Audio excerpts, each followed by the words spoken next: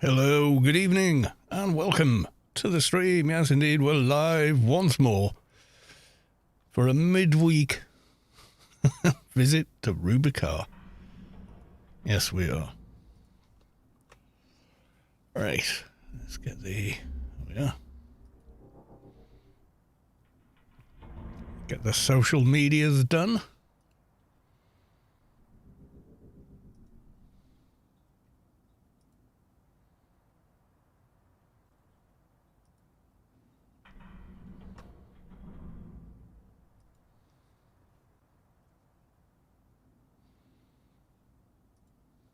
Nearly done. Hopefully everyone's having a good week.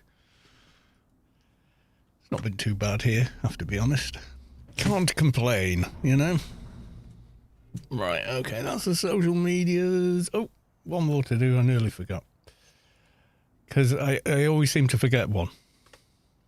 Somehow.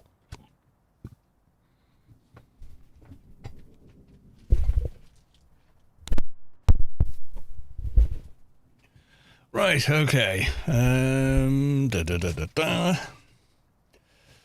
Toast on beans. A little warmer this week. It is. Let's go to the live screen. There we go. That's Twitch live screened. Excuse me. And same again for the YouTube. Yes, we're streaming to both platforms. Right, okay. I'm not sure what we're doing today. What is that one? Random nano crystal. What did we get? Cohort. Oof. Can't cast it, whatever it is. All my buffs have run off. Did I leave myself logged in? Maybe I did leave myself logged in. I think maybe, almost certainly I left myself logged in. Let's make some space here. We've done spec 1. We haven't done spec 2. Need to get that done. We could do some of that this evening. Not too sure, actually. What did we end up at? 138. Wow. Yeah, we did get some levels doing that quest line, didn't we? Need a rebuff, that's for sure. Yeah, so we got the Syndicate brain, didn't we? Yes, very nice. There it is. Martial artist. 100 to nano skills. 100 complete treatment. Martial arts, multi-melee brawling, response. Yeah, nothing for... unfortunately, nothing for bow.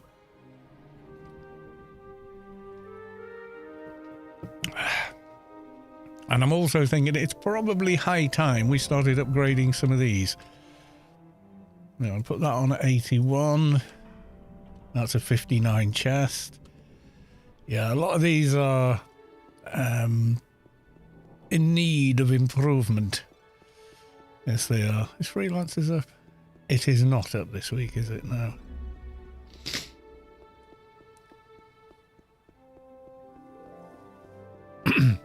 I should have remembered because we did check on, well, Monday, didn't we?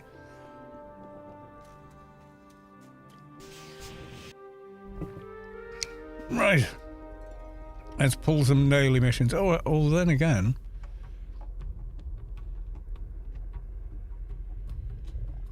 I only completed one of them yesterday, didn't I? Or last time. ICC. Rats, okay. Let's go get buffed.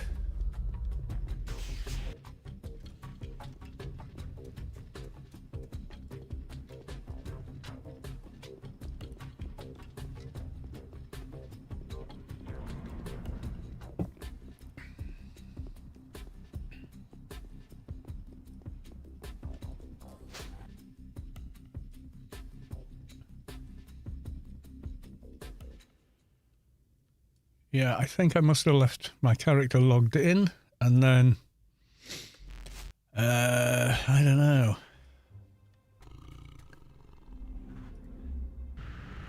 Didn't think I had.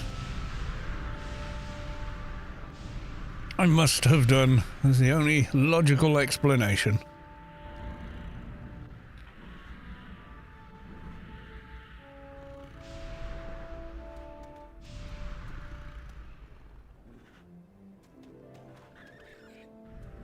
Yeah, I've got a better crit buff than that though, don't I? Vulnerability, yes.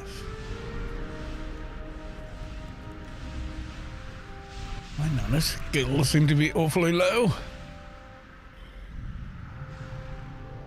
Oh, I'm not giving myself composite. Has it got that?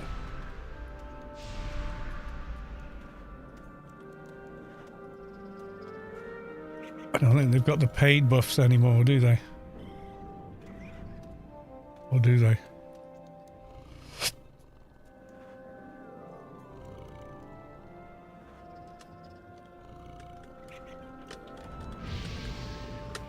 Have you got the composite still?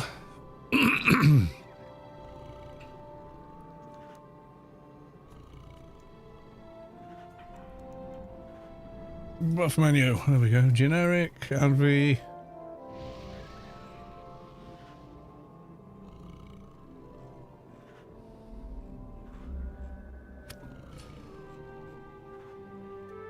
MP. Yeah, they're the standards. Hasn't got the paid buffs.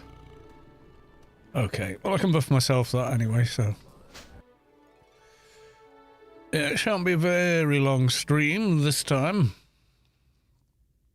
Simply because I'm tired. There you go. And I'm just eating a rather large Chinese meal. So, yeah. Right, gotta log in, buff myself. I must be within spitting distance of those buffs now with the better head symbiont, but yeah, apparently no. No, well, that's not it.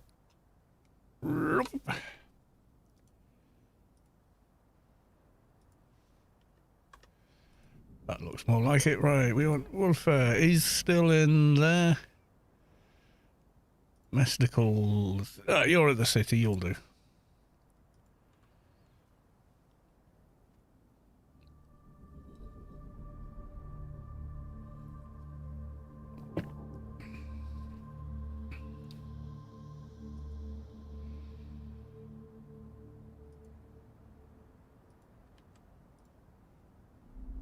There we go. What have we got? Can't do Moochim's 1 hour.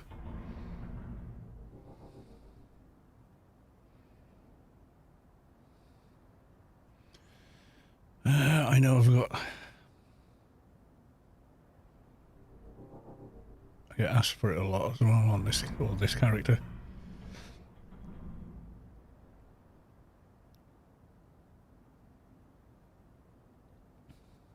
Composite infused with knowledge.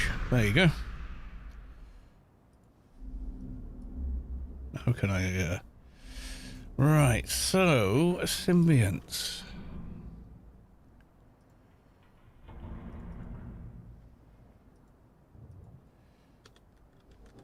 Infant Simba.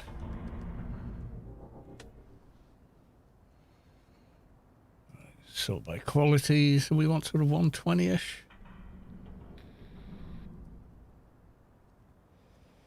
I gave them 2 Pepper Wee, I think. They're wearing them, yeah. Faifu's got one on. Okay.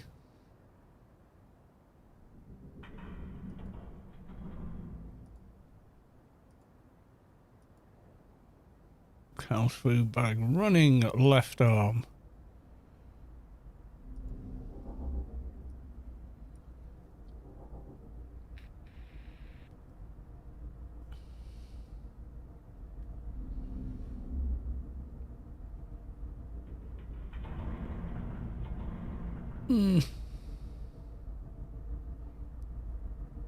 Does give to bow.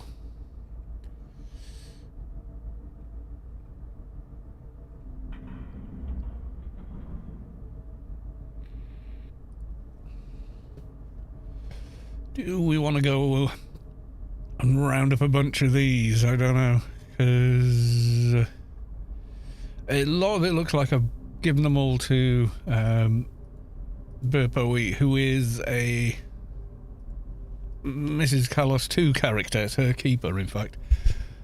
She said, can you put some symbionts in gear? And that was quite a long time ago, so I kind of feel like maybe I shouldn't gut him completely.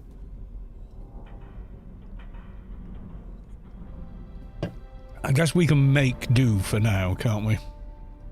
Alright, let's go and do rats.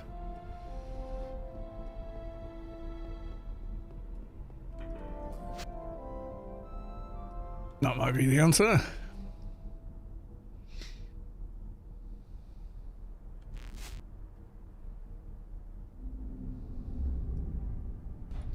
And these HUDs start to become interesting at 150. Certainly are more useful at 150.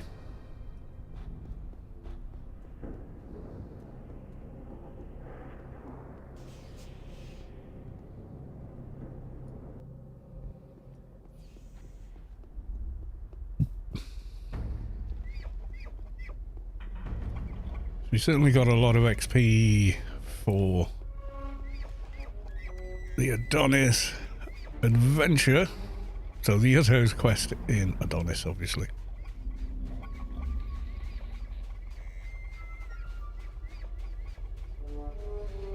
Yeah, it has warmed up. We had another storm over the weekend. Not nearly as bad as the last one, though.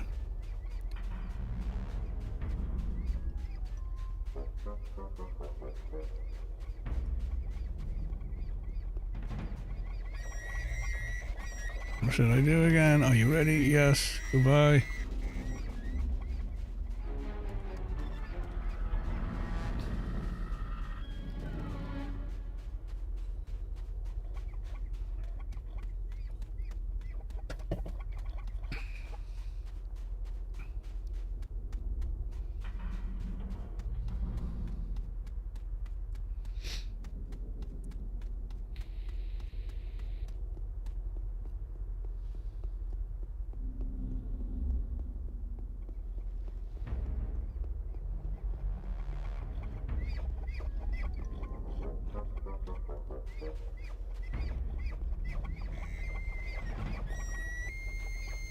So how's toast on beans? How's your week so far? It is the midweek slump, isn't it? Wednesday.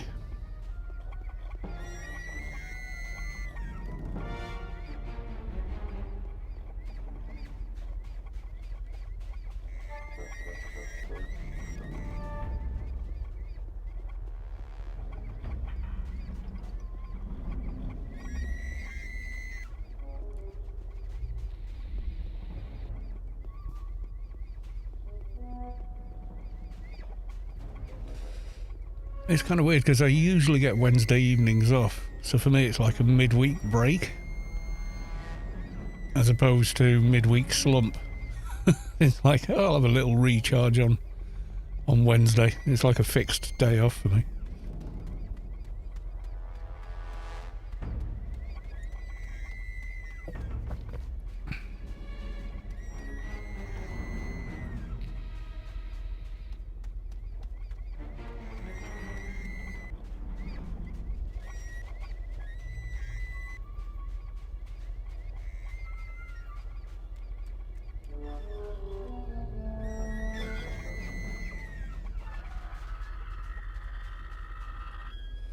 How many have I killed so far? 80. A little below average for that run, but okay.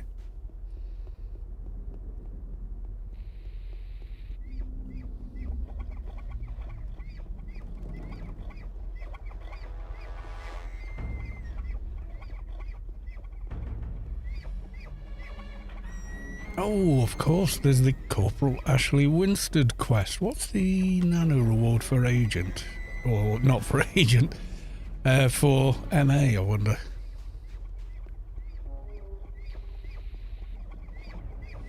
Top of my head, I do not know.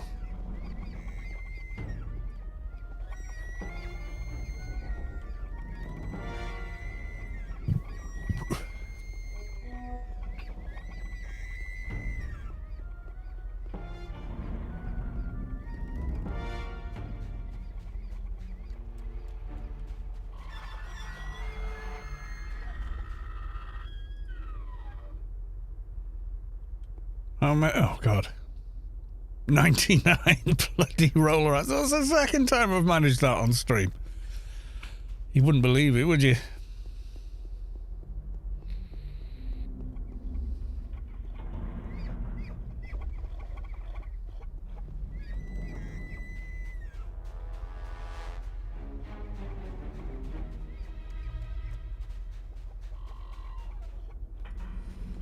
Dear me. I killed 100. Goodbye. Yeah, Corporal Ashley Winstead.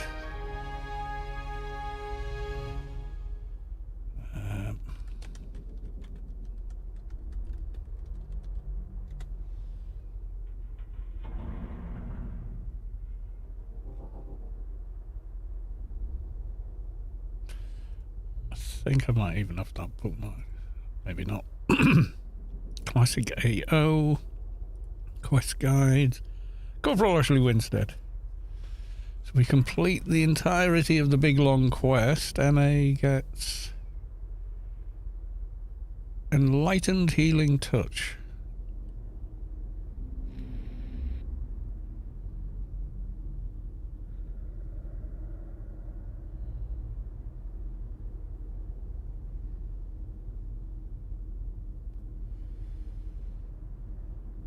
Yes, you are missing something here. This nano comes from the Penumbra quest line. No, it doesn't.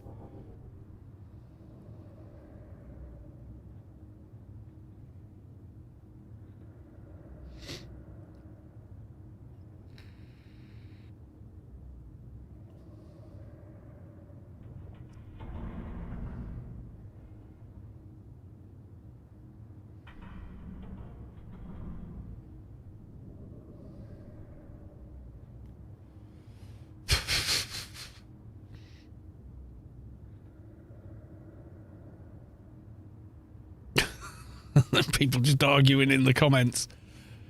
Why would you put a lock on it? Blah, blah, blah, blah, blah.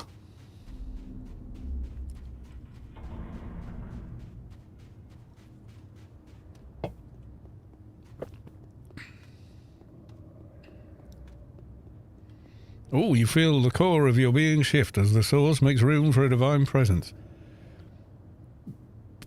Binder clip has reached enlightenment. Congratulations. Or binder clip, I'm not sure.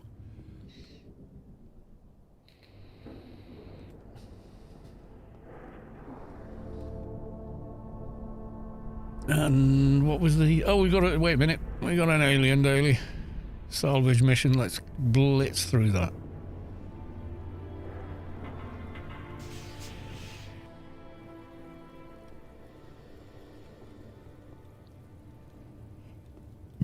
Excuse me.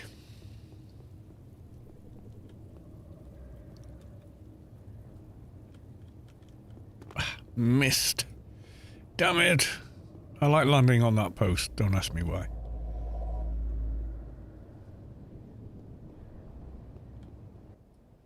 Swifters, welcome to the stream. Let's go to the right. It looks like we can't really go elsewhere. We've got the burning flames everywhere.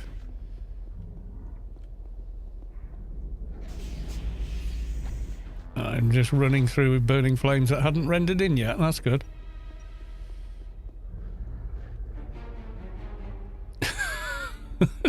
That was special kind of stupid.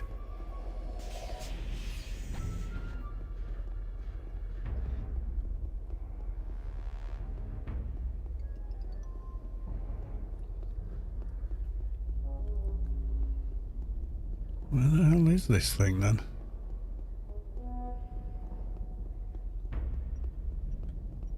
Ta-da! Got him.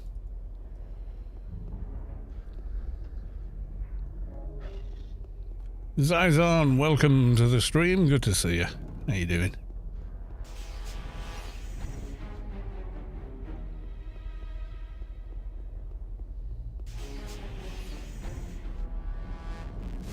Right, get these two handed in.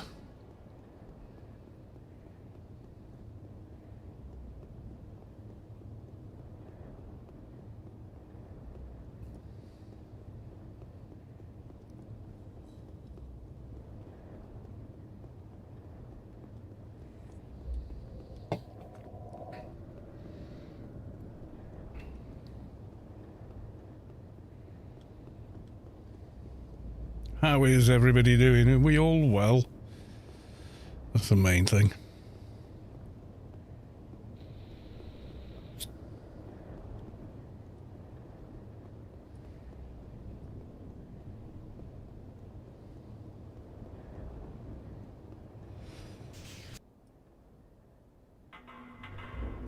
Right, okay, we can hand these two in now, and then we've got the Elite Daily. I'm thinking of just taking a 220 and doing the Elite Daily with them, rather than all the drama of trying to negotiate Smuggler's Den, especially that particular area in the hangar. Oh, that's just not a fun time.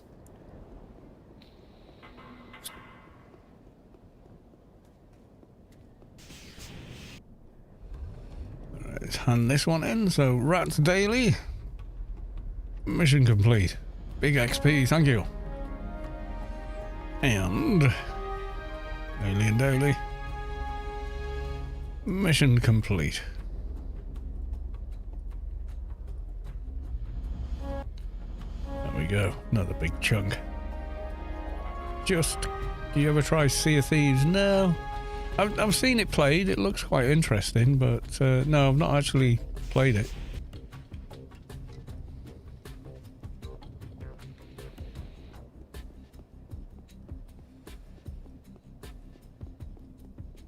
Who shall I bring for that? I think. No, let's break out the NT. Haven't logged them in for a little while.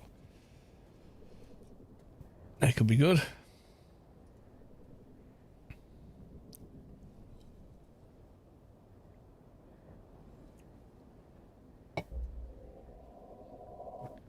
Plus they can calm and whatnot if need be, because I don't want to be training anybody accidentally or whatever.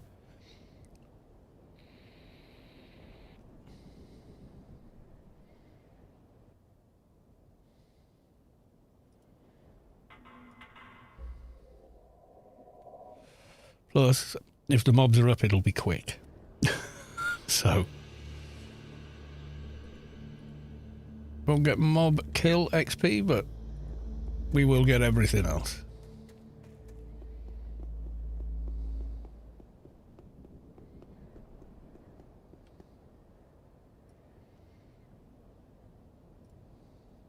Right, let's form a team before we enter so we don't get all that drama of I'm in the wrong playfield, etc, etc.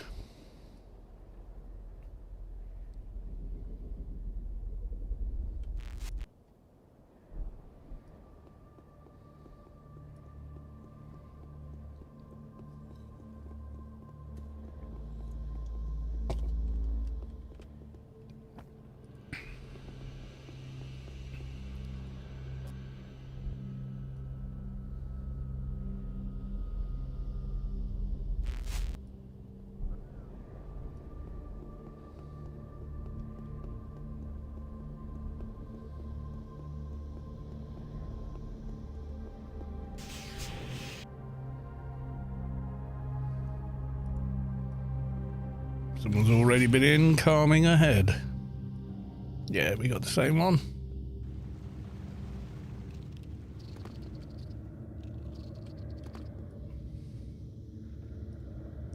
Right, okie doke. First thing is loot controllers.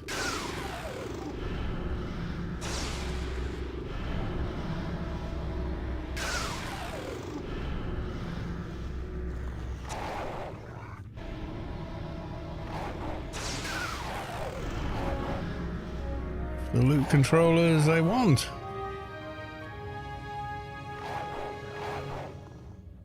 Den protectors, okay.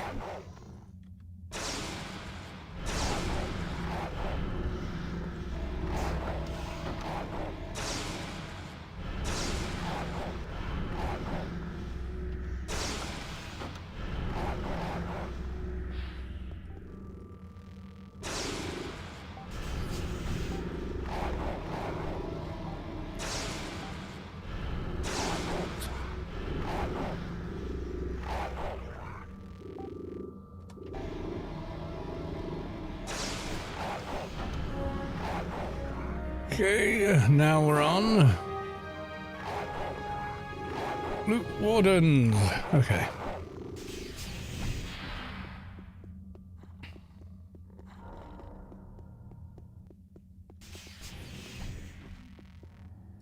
Which ones? Then Loot Wardens. Oh, these guys, okay.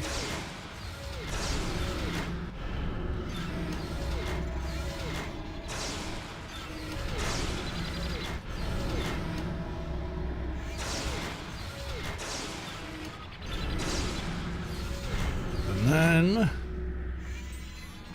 Adamant Hounds, okay.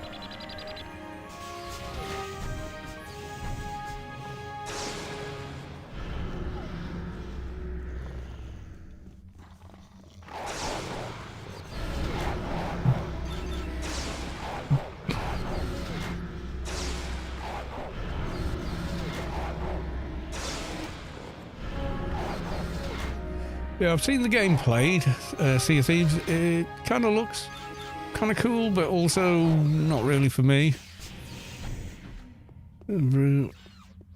Rookie smugglers.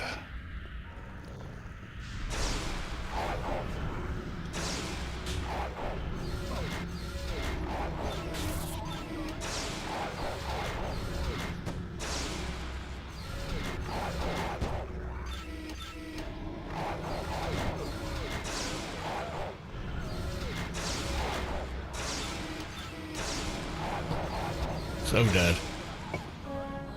Okay, rookie smugglers, we move on to pilots, okay.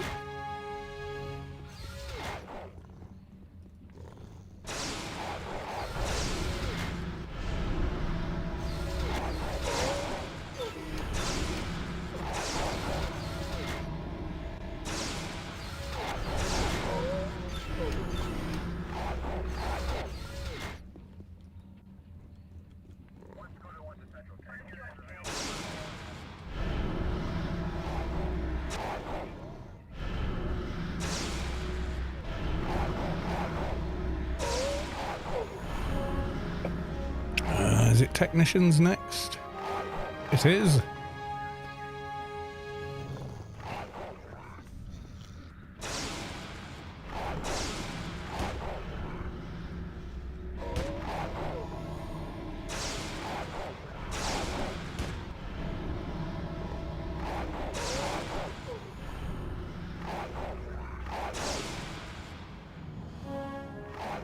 Right, and now we're on to Smuggler Thugs.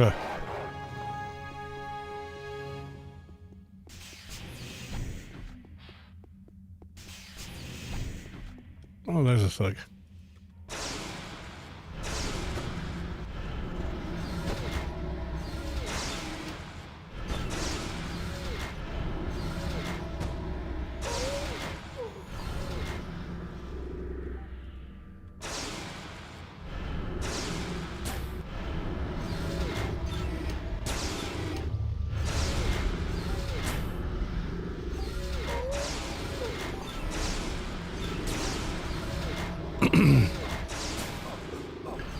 Highest, I think theoretical is 30k. 28's about the average. Okay, what am I on now? Brutes, okay.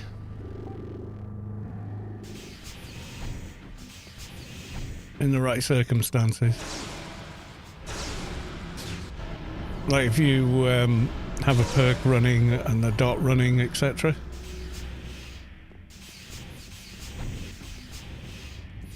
Ah, brute.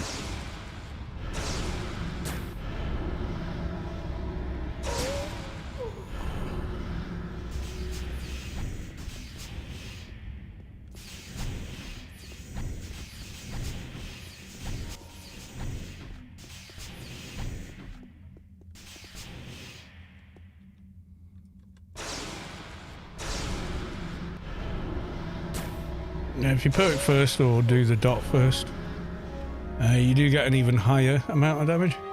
Veterans, okay. One in the master room? There is.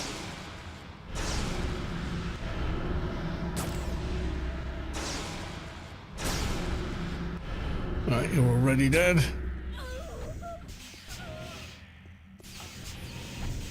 Good one down here. Oh, there is. Yeah, 27. You can get higher, about 30k-ish. What's on his head? Oh, that's the Quabbit.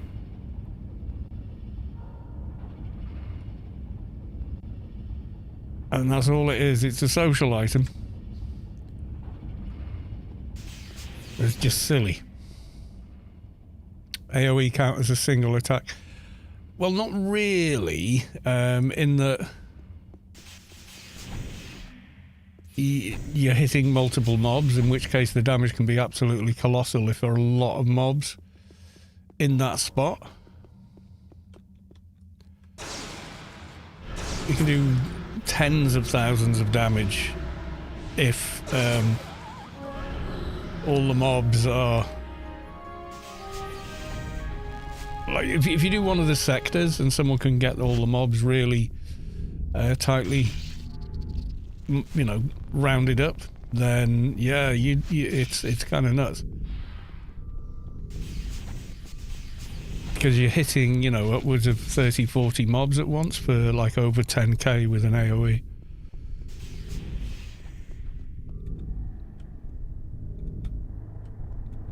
So your overall damage, yeah, is absolutely huge in that moment.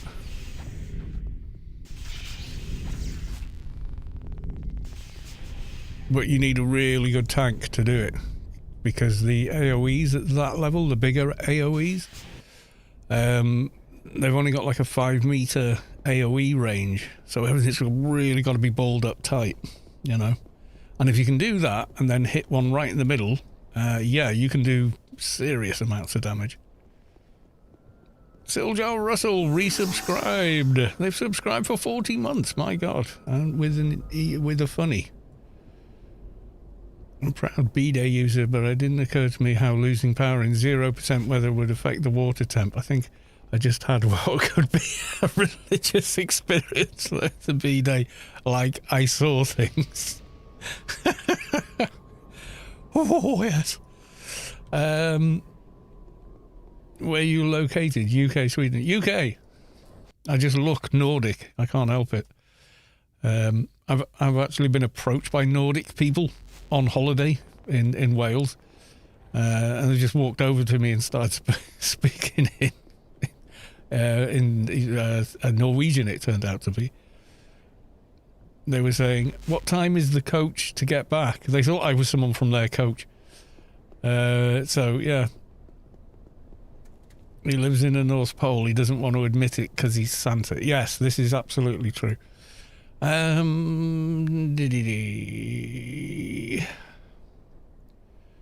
we got those, we got that, we got the other. Oh, the wreck, of course. The wreck. Should go and do some wreck. Now, I'm based in the UK. I am in fact British. Welsh, actually, but yeah, British.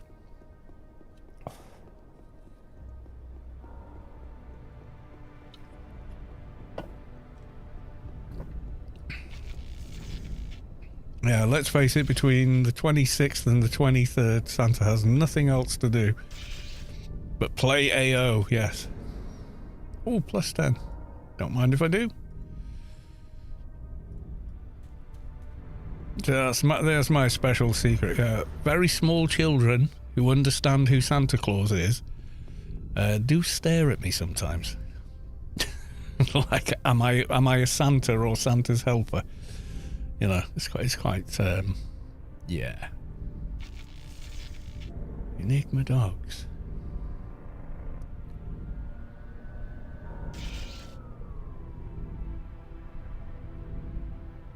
Oh, I'm looking at the mission for the wrong character. I was like, have I got 2 dailies? Prove it, say water. Water.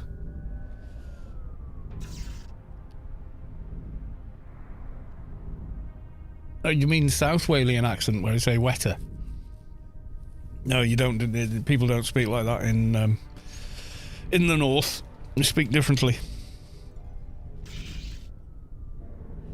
Got a friend that's a bit overweight and a longer beard than you. He loves dressing up red at Christmas time. Says it makes everybody smile. Well, yeah.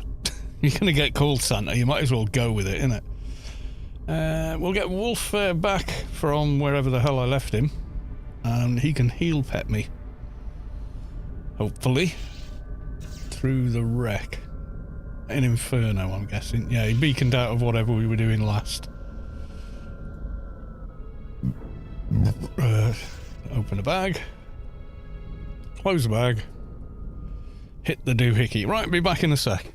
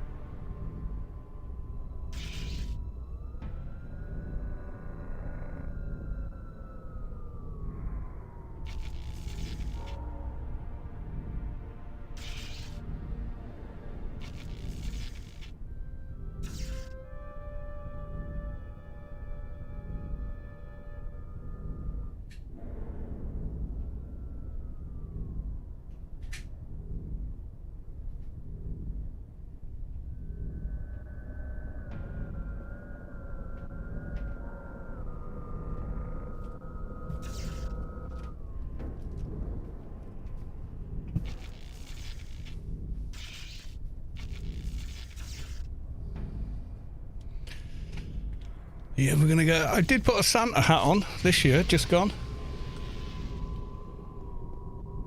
I don't know if you missed it, but I did wear a Santa hat for a stream or two.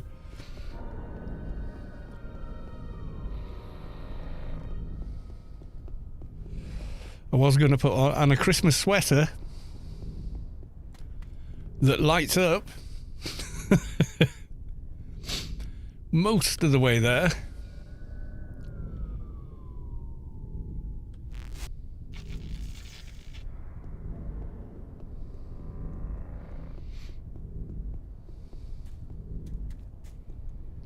I was going to put a red fleece on, but I don't fit in it anymore. So, it was pretty snug when I bought it. But the idea was it was a good base layer. And it was, it is technically still a good base layer. I just can't get... It doesn't go over my shoulders anymore. Right, the wreck.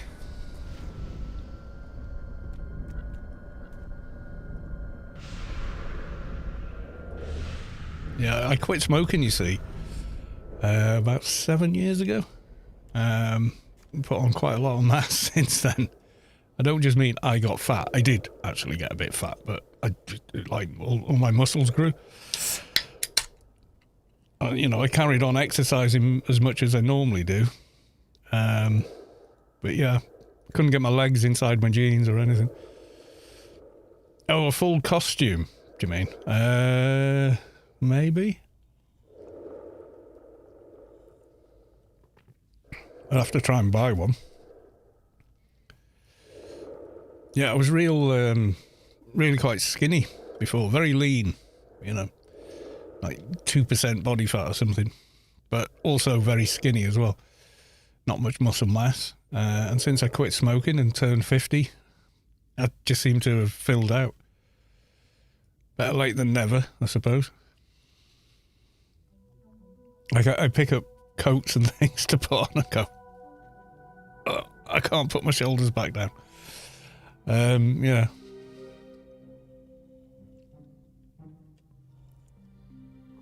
I think it's something to do with when you smoke, it keeps you thin. Not only does it suppress your appetite, but also it reduces the efficiency in which you absorb food. So if you were like actually weight training in the gym, smoking's probably the worst thing you could do. Because you get less oxygen to your muscles for one, and number two, you're not absorbing protein and stuff out of your food as well.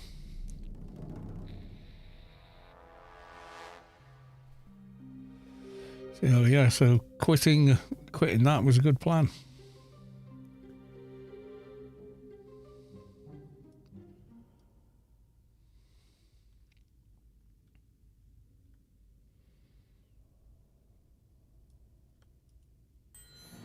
Yay for the ding, that's 140.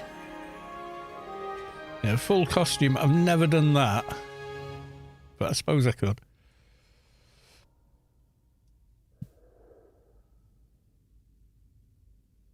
You've got to buy the costume, that's the thing. People do say that a lot, and I don't mind. I think I look more Nordic stroke Viking than I look like Santa, but hey. Whichever you prefer, I don't care.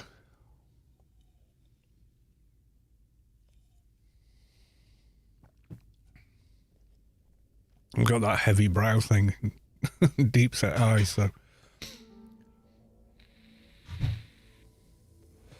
Neanderthal, yeah.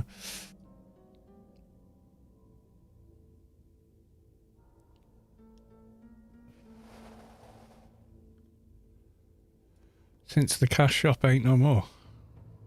Yes, it is. No. Okay, you go to the shop. There you go. There's the shop. And you buy it with Funcom points, which you buy from Funcom. So subscriptions, game time by way of graces. Is someone killing this? Can't really tell. Oh, there you go.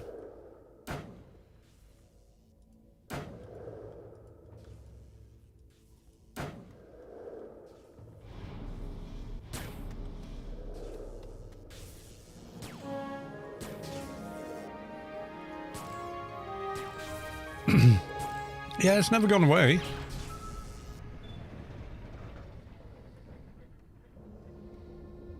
Put down the war dog. No, it's still there, yeah.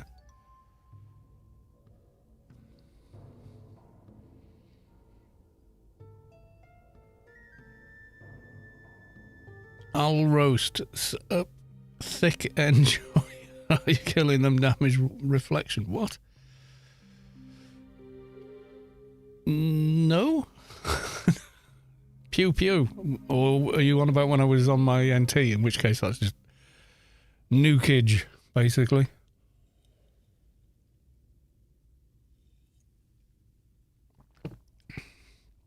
Although technically you can kill mobs with reflect damage.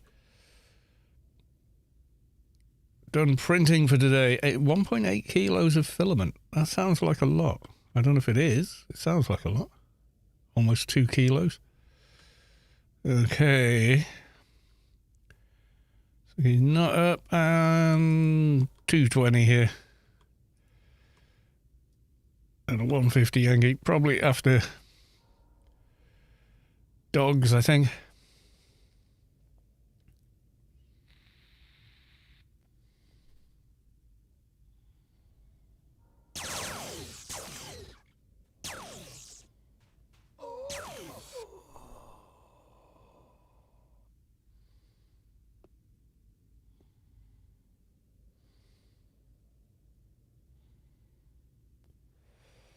Yep, someone already farming.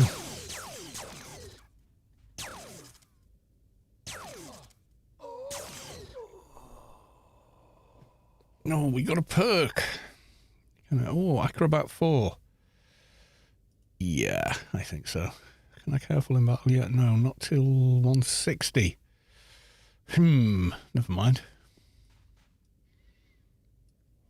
Usually I use in a week 1 print with normal nozzle size, but as I made a new nozzle that's going from 0.4mm to 1.2, it's going much faster and uses much more filament, I bet. Do you lose, not accuracy, that's not the right word. Do you use granularity? So you can have a bit less detail when you do that, or does it depend on what you're moulding?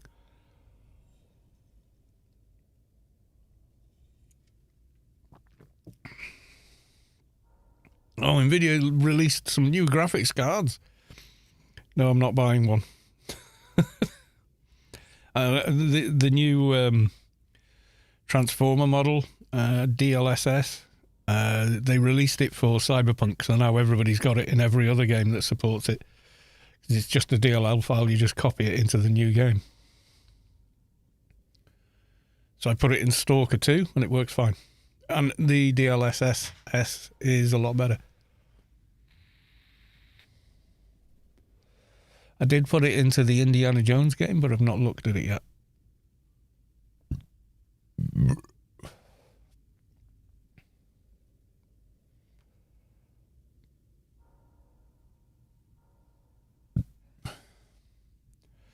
Yeah, it's more like a 4080 Ti than it's a 5080. I wouldn't buy one of them. If I was going to buy anything, I might buy the 5090. But I like 1440p. It's a sweet spot for me. I don't need 4K. 1440p, I cannot see the pixels. No matter how, really got to try hard and get my nose on the screen to see the pixels.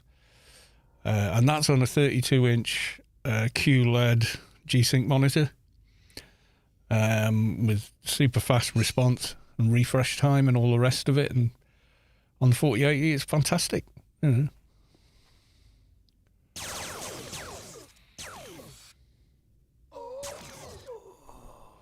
But I can't see a reason to upgrade to the 5080. It's like 10-15% quicker in most cases. Yeah, it's got the extra frame gen, but it's not enough to want to spend that kind of money. So I'll probably skip the 50 series.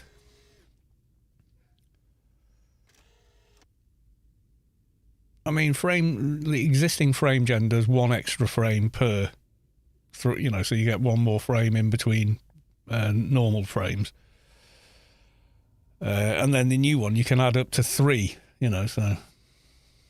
I just don't see... I think if you were on 20 series, then maybe one of the 50 series might be worth it, or see what happens with the 40 series. Like, if you can get a 4080 for 600 in a couple of months because the new stuff's out, then it's probably worth it, to go from the 20 to the 40.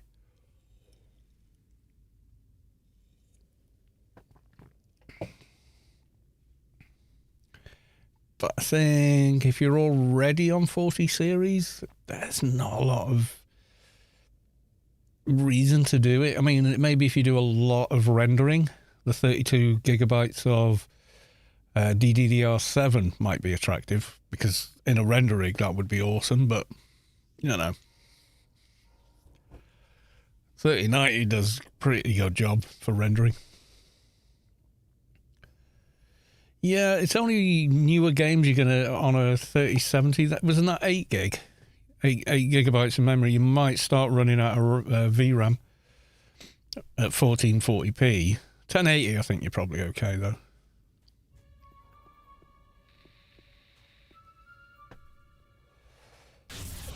I have come right up to the wire on VRAM, even with a 16 gig on this.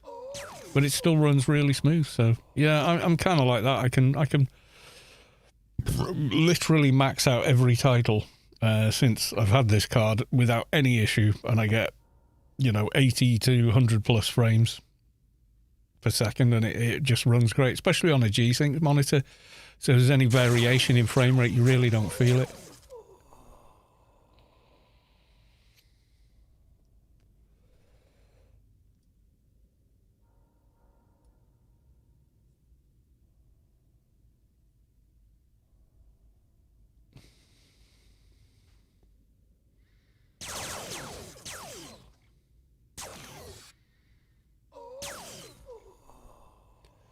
The Brazilian hardware hackers already had 5080, with faster and more memory on paper. They're still trying to get the cards and can do it, but they do more of the same with the 2, 4, and 3. Yeah, you can add higher density memory modules, but it's not always completely stable. But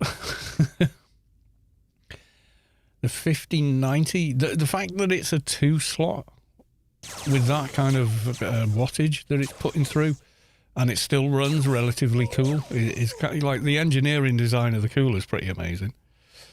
So, I mean, hats off to NVIDIA for that. It's very dense main PCB. I think all the add-in board partners, they're all standard, you know, one big PCB with everything on it. So it'll be interesting to see how massive their coolers have to be to accommodate the fact that it isn't two fans blowing right through. I think that's going to be interesting.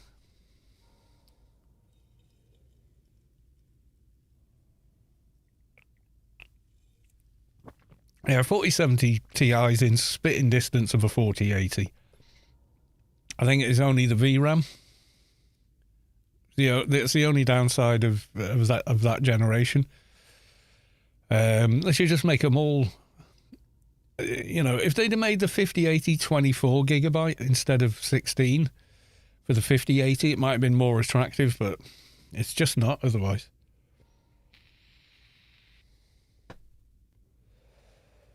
Yeah, the 4070 Ti is like, is that 8 gig or 12 gig? I can't remember.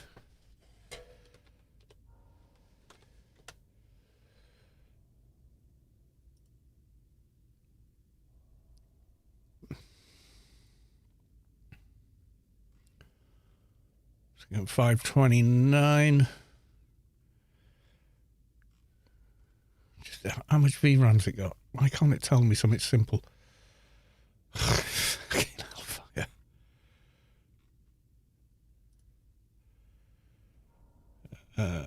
What's that? Amazon, okay. No. Curry's. Oh, fucking hell. Nothing's working. 12 gigabyte. Yeah, that's a look at the box. Yeah, it's, anything as long as it's over at 8, I think you're okay. For, you know, you're fairly future proof, especially if you're only playing at like 1080. Yeah, you're all right.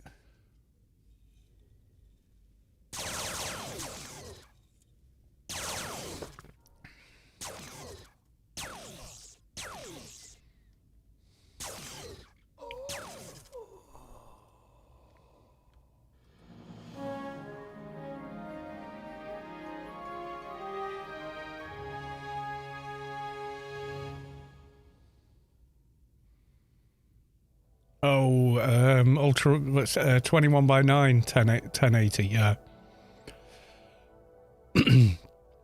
Yeah, generally speaking, I think you're fine.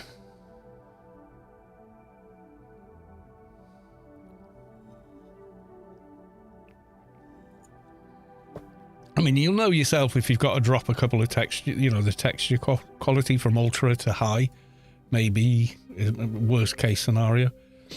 Plus the new transformer model, DLSS 3, uses less VRAM. So if you put frame gen on now, it's actually using less VRAM than it used to.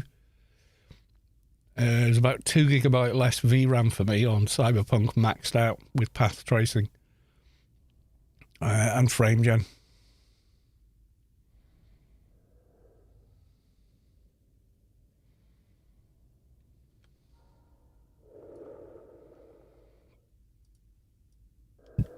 I did it before I updated it.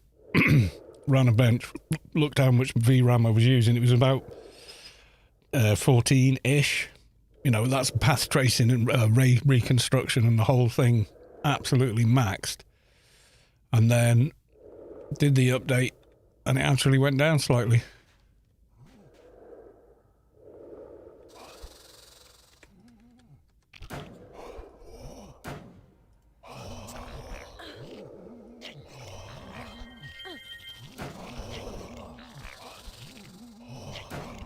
Get rid of the Evo assassins.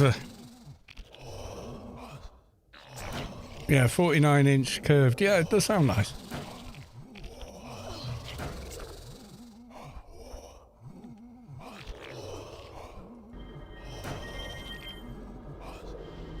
How many of these buggers have we got?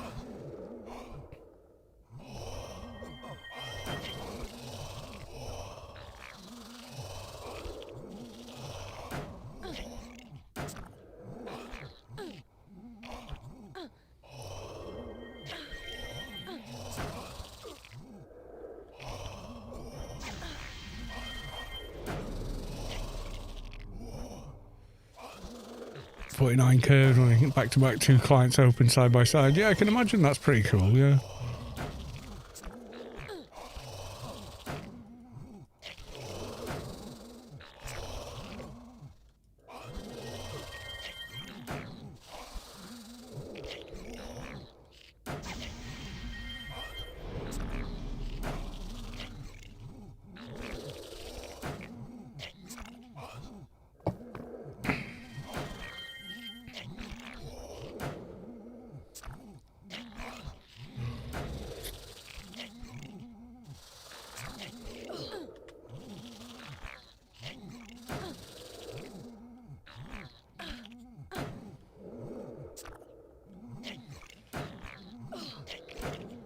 Yeah, and if you're primarily playing as like Anarchy Online, 40 series graphics cards and modern CPUs is just so massively overkill.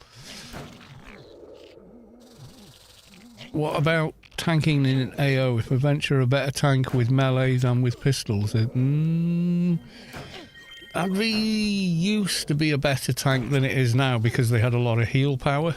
They don't have the healing power they used to. I don't think weapon choice really makes that big of a difference. You will do more damage with pistols at endgame because there's just better weapon choices available. Like you can get a full auto pistol, you can easily cap at whatever it is, 11 seconds. Which is a lot of damage. But if you're melee, you do have brawl, which has a potential to stun. Which also mitigates damage, but you don't generally do more damage with it. But you do get backstab and stuff like that. But if aggro is on you, backstab's not that useful.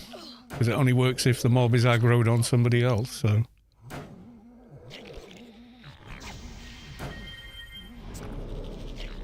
Yeah, I don't... Yeah, Advi's used to be much better tanks. Because they just had much better healing than they've got now. They used to be the second best healers in the game. And just ain't so anymore. Like maybe third or fourth.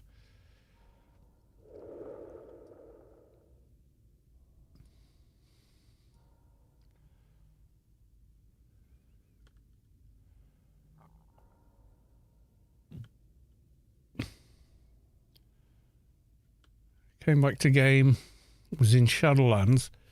Thought, well, I want grid armor on. Took off all my armor and shoulders and everything, only to realise I didn't need to. Well, if you've got a paid fixer, you wouldn't wear grid armor anyway. You'd use spin nano web. It's a lot better. The higher quality ones are much better. Yeah, this is what I always say to people when they return. Make a new character straight away and do all the newbie stuff on that, you know, while your memory's refreshing. Yeah, with fixers in Shadowlands. Actually, no, quickest way to get there would be 10 characters. You can buy another slot. Yeah, fixer. So you get a nano which casts an item that lasts 4 hours now. Rather like, I guess. Yeah, I suppose it works a little bit like grid armor, but you can wear it with any armor, so.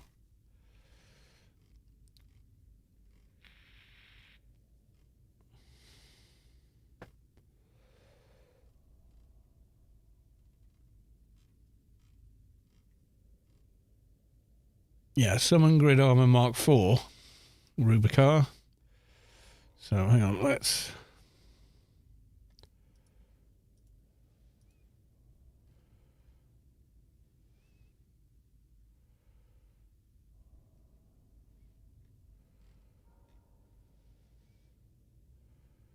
Oh, it doesn't show the item, okay.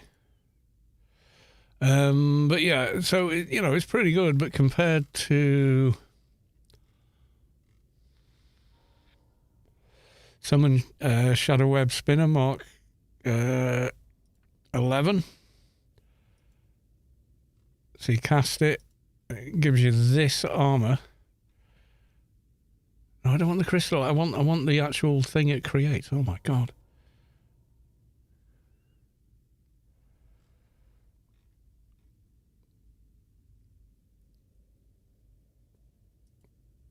It just goes round and round in a circle. Oh my god.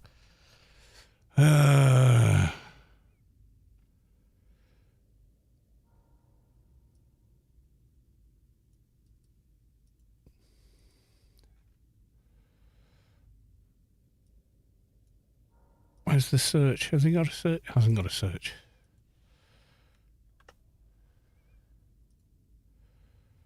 No. Armour, there we go. Back armour, there you go. So you cast it, summon that. 1700 all ACs, 315 nano resist, 100 NCU, plus 1000 add all def, plus 60 to all damage. So yeah, you just basically, if everyone could wear it, they would, you know. What's this one? Yeah, so add all def 2000. Yeah, but you've got no ACs, dude. And you've got plus 20 damage. You've only got 2000 ACs there. You've got 1700 here, but you've got 500 max health, 1000 plus defense, plus all the extra damage, nano resist, NCU, and you can wear it with every kind of armor. So.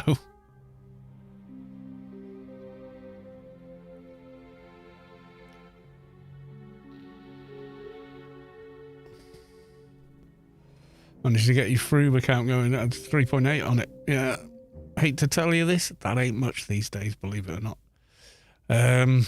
Yeah, money's crazy in the game now.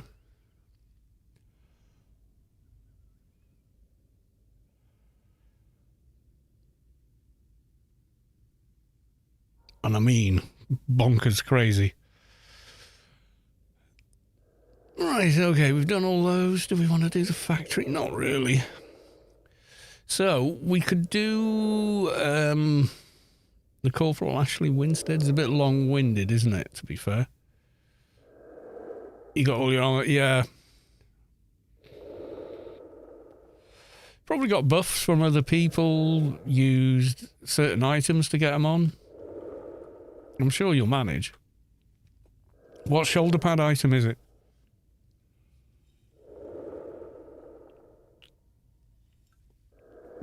Well, you might have re-perked. Yeah, because if your base stats are low, don't forget, you can go to a guy in Job and reset all your perks, put them all into, enhanced DNA, max that out. Do freak strength if you need that, genius if you need that. And then primary and secondary genome, you can max all of those for your base stats, plus buffs, plus items and rings. And then you can go back to the same guy, give him 20 mil, and he'll reset all your perks again. And then you just put your perks back as you want them. None of that waiting around for the perks to reset anymore. Yeah, they're easy enough to get on. What level's your character? I mean, there's single stat to get on with a level requirement.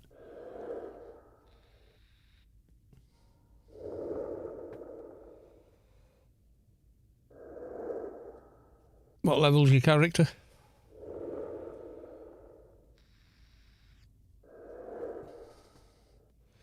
$193. You shouldn't be able to wear them then, because they're $195 to equip.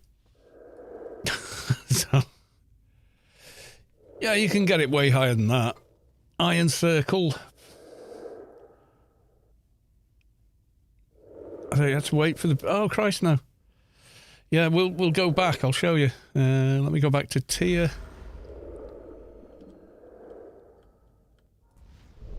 Then ICC. So from ICC or anywhere where there's a Job portal. Let's jump out the arm. So go to Job.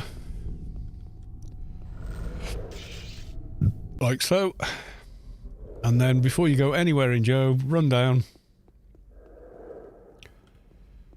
There's a guy just stood here. Perk reset service provider.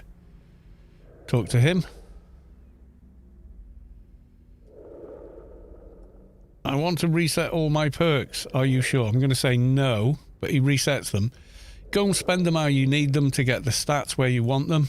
Then come back and say, I just had a perk reset. Can I have another one? You can pay 20 million, or you can just wait 48 hours and he'll reset them all again anyway.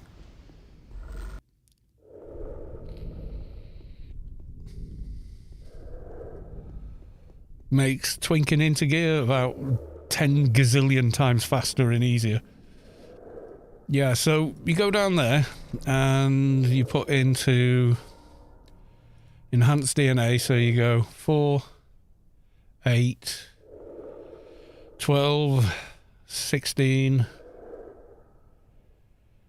20, 20,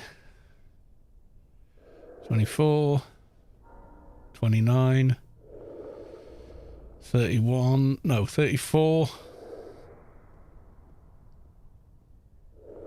39.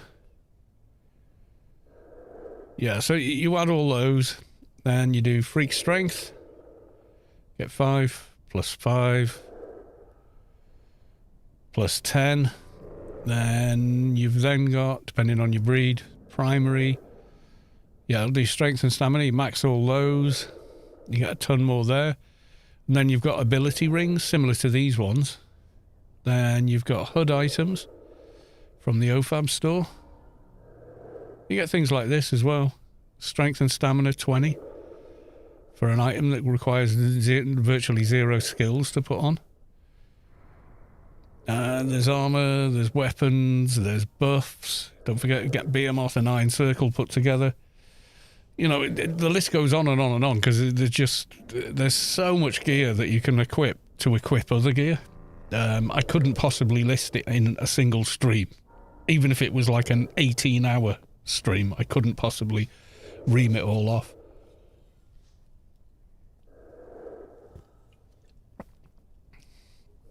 Yeah, so some Fredrickson sleeves will give you, I think, is it 25 per sleeve? Yeah, you're already at like nearly 1,000. So anyway, be back in a minute.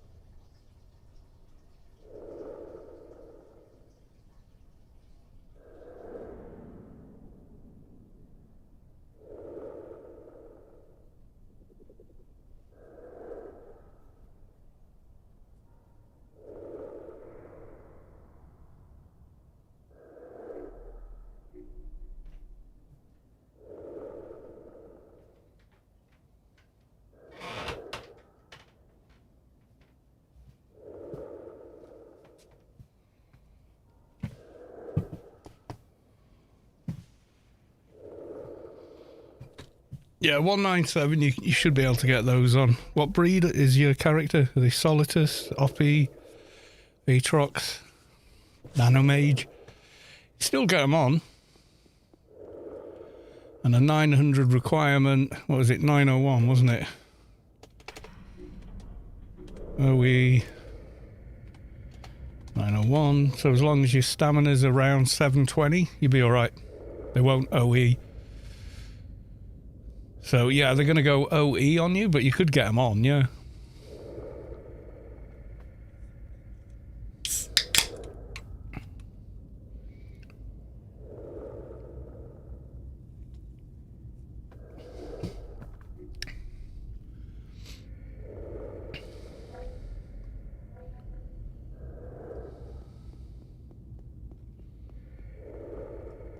Right, we've done spec 1, I think. First specialization. Second specialization. We should get that done. I think I have one of the books, but I can't remember which one.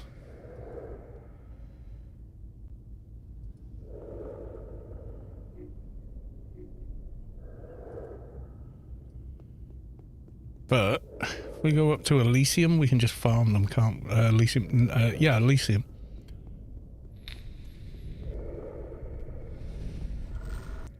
I think it'll tell me if I've already got one or not.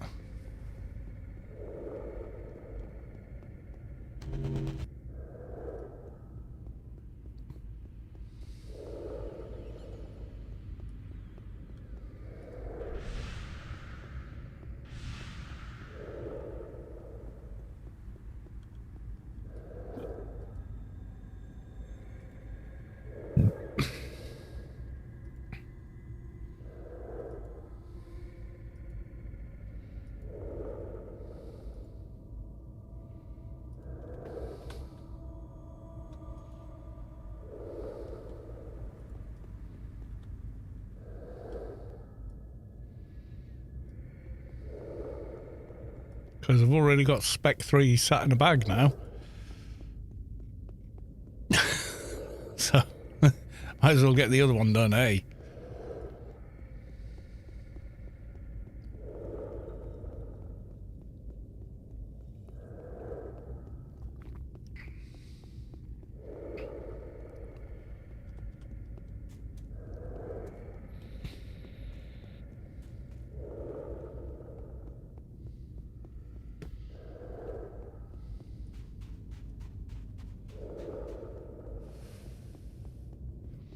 So we go to the Unread Temple, farm them there, it's usually fairly quick.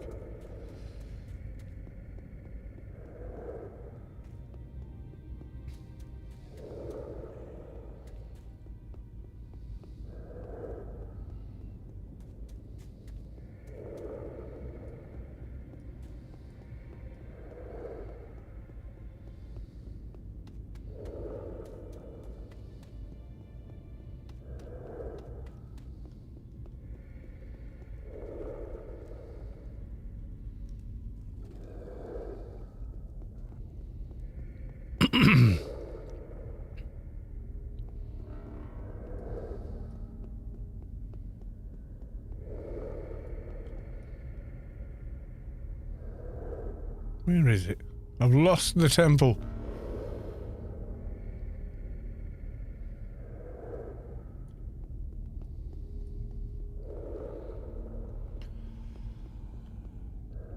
Some 20-point and nip. Yeah, there's loads and loads of gear that you could use. Yeah, you'd be totally fine, honestly. The ice shoulders. Yeah, I'll do it. Belgian Force, welcome to the stream.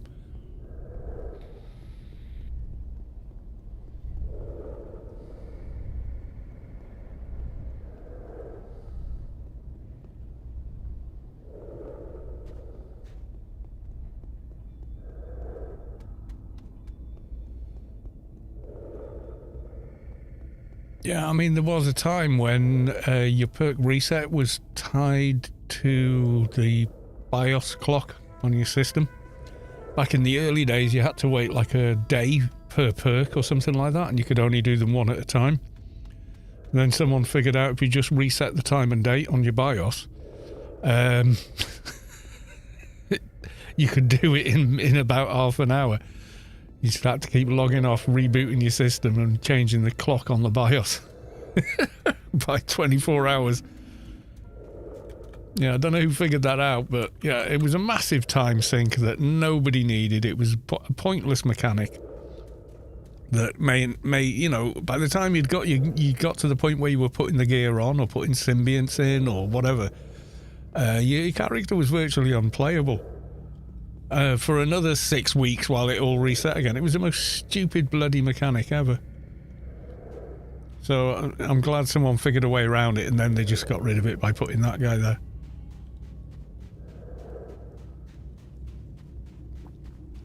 About to leave country. Welcome to the stream. Good to see you. Right. I think I have some of these books already. We got a High-B here already. Maybe, but we would maybe want different books.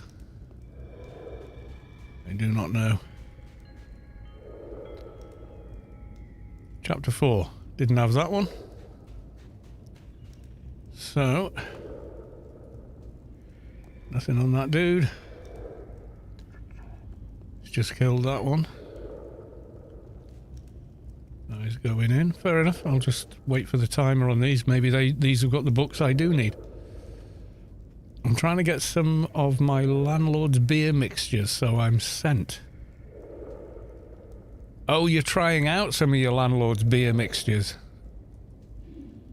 So, you're sent. Does that mean you're a bit kind of drunk? Very drunk. Nothing on that dude. Nothing on that dude. Did I kill you yet? No. Bit tipsy, yeah. Getting towards drunk for sure. Yeah, eventually you will. Oh, didn't go for him.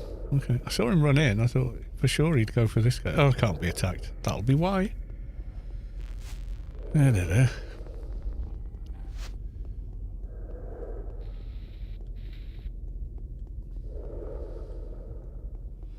Sorry for any unnecessary comments I make. It's alright, mate.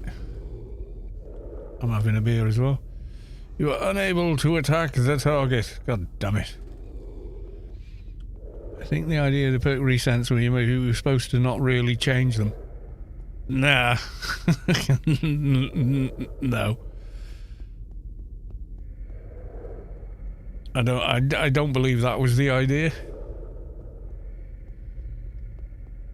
Some of them are clearly for twinking and getting gear on and equipping items and nothing else. They serve no function beyond that other than the very limited trickle down. Oh, book 4 again. So I genuinely don't believe they were ever designed to be never reset. No, I don't agree.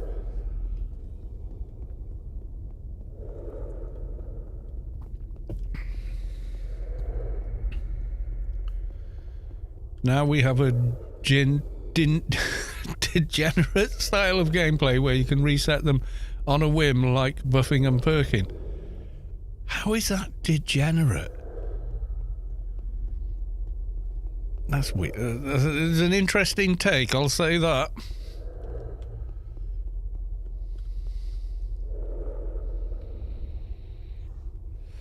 Degenerate? No, I'd say convenient.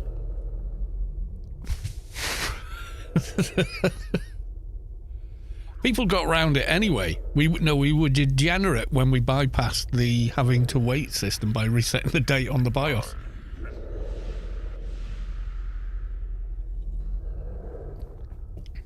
You got to remember, this was 3 years after the Y2K bug.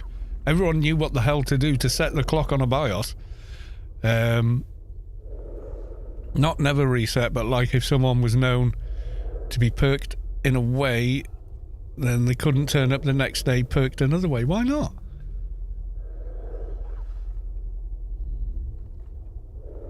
Resetting the BIOS is an exploit. Bad coding.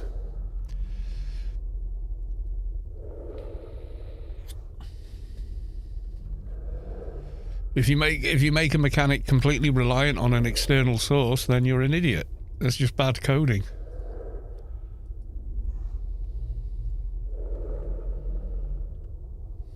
You know what I mean? It should have been on the server clock. If you want to make it work, you put it on the server clock. And if you manage to reset the server clock, then you're exploiting. Changing the clock on your BIOS, that's your business. I mean, do you remember we all had to reset the BIOS on older motherboards to 1972 so they still worked after 2000? I remember how big of a deal it was and how much effort was put into it. There are systems running today that have only recently been replaced that had to do that. Like, city systems and stuff, and council and government things. You know what I mean? So people went, oh, Y2K, they made a big fuss and nothing happened. Yeah, because we acted on it and stopped it from happening. When things get done properly and it works, apparently it was never the big problem that it was. Yes, it was. If we'd have done nothing, all the traffic lights would have just stuck on one colour the next day. The whole thing would have crashed. Lifts would have stopped working. Yeah, it would have been as bad as they said, but we worked around it. And one of the things you could do was reset the date to 1972, because then all the days of the week and calendar day months all coincided. Luckily.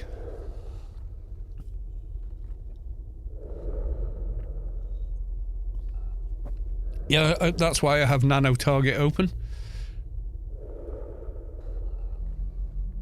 But I'm not constantly doing this and, you know, keeping my eye on that. I'm reading chat.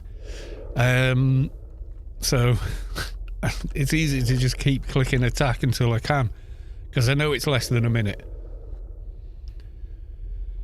Just found a quality 195 agility pistol plus 30. Yeah, they exist, and you can wear 2 of them if you've got enough kind of gear to do it. Y12, is it Wizzy? I'm not sure. Anyway, W12ZY, subscribe with Prime. Thank you for the sub. Excuse me, not my fault. I only drank the beer. I did not carbonate it. Wizzy, yeah, I thought it was, but you know, leet speak and all that.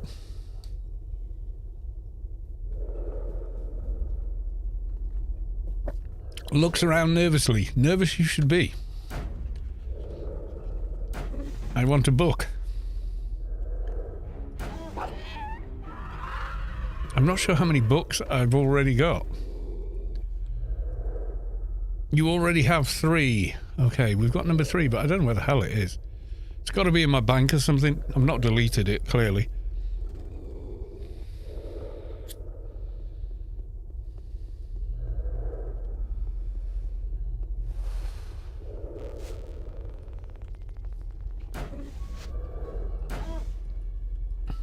It is the beer's fault.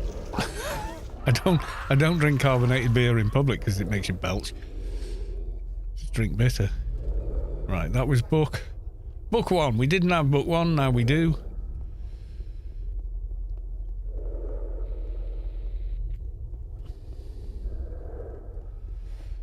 I know we got 1 or 2 of the books from the quest, but I can't remember which, and I don't seem to have them with me.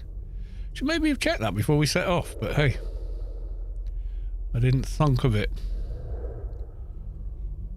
That's a newish bag. May have put it there, or I may have put it in bag 3. So I'm wondering, I think I probably just need book 2 then.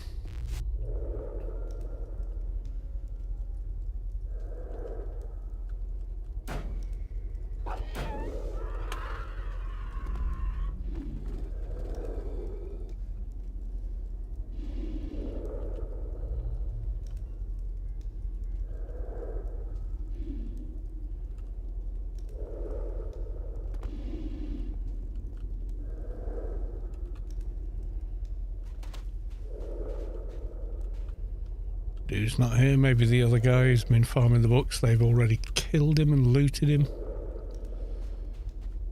You're here. All for how long? Minute and 18? Okay. You are... minute 33.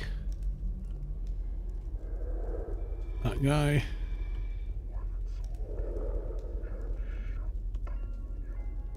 Doesn't have immortal, but can't be attacked.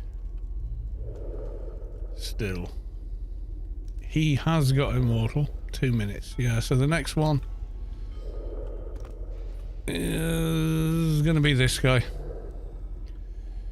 Big name mobs have more chance of a drop.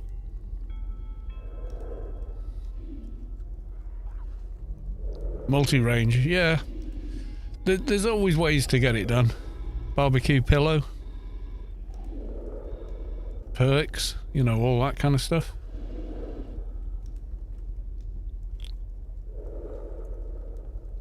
Kite Hill is a thing, but requires an outside tank.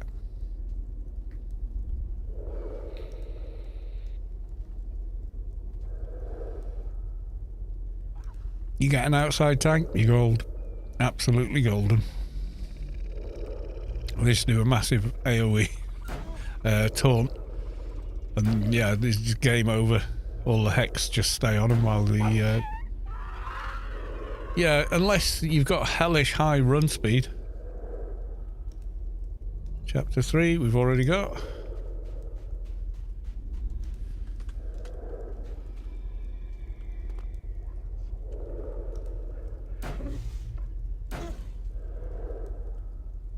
What other profession better at tanking? Keeper's very good, but they struggle with maintaining the aggro. That's the one defining feature of true tanks like Enforcers, is they are able to hold aggro on things because they've got direct taunts. Keepers have them, but they're perk bound, and they're in the melee energy perk line. But if you max 2 HE and melee energy, the plus damage stacks. It's quite nice, actually. Book 2. Right, so where's book 1? Book 1 and 2. And 3. There you go. Spec 2 completed.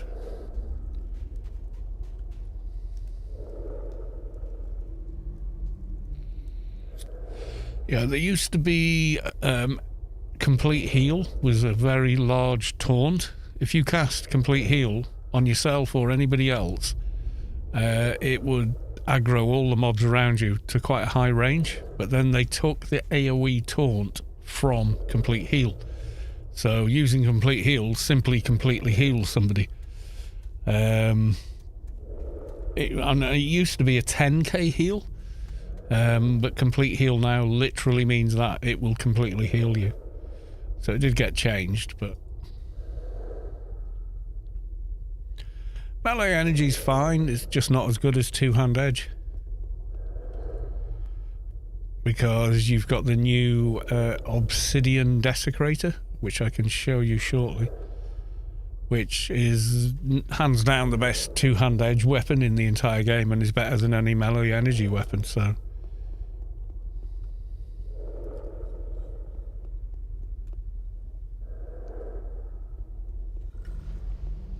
but that's quite a recent item that came in with yeah, so you can put all your perks in melee energy and in two-hand edge, and you can still use both sets of perks with the two-hand edge Obsidian Desecrator. The one from the 201 Plus Temple. Yeah, because the procs are nice as well. No, I've gone to the wrong place. I need to go to the Dr. Thingamy in the IPS building. Yeah, so there's also a taunt and something else built into the Obsidian Desecrator as well. It's like there's like a hidden attack in it, which isn't in the description, but it's there. Unix 2038 has a problem since it represents a unit epoch designed as 32-bit integer, so the largest is January 2038. Yeah, so we're going to hit the same problem again, for sure. I have something to give you. Right, there we go. Spec 2. And... close dialogue. I have something to give you.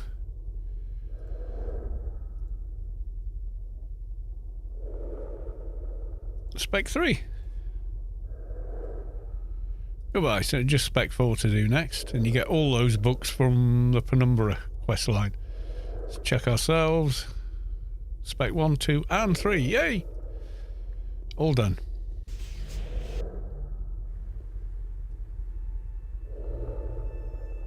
No, Pride's not as good. I've done both. It's not as good.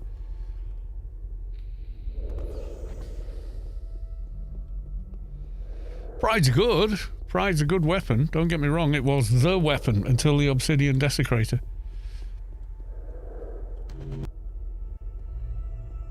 Mihalik, welcome to the stream.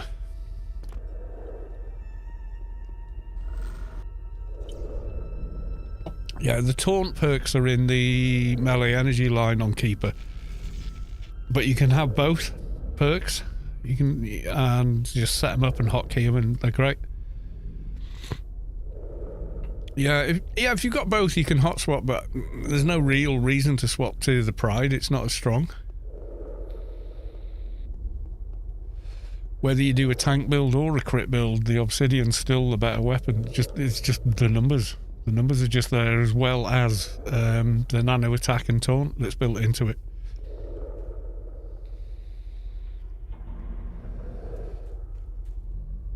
Okay, my man, gonna head out for a sec. Let me know if you need to do the chess game we talked about. What?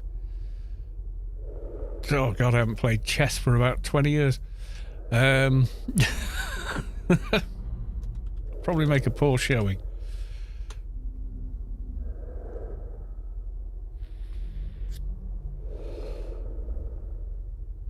Yeah, Pride's good. It's not a bad weapon by any stretch of the imagination. It's just not as good as the Obsidian. It's just numbers, mate. Just the numbers. We talked about it. Was that like pre-COVID? Like 6 years ago or something? I don't know. It was a while ago, I know that.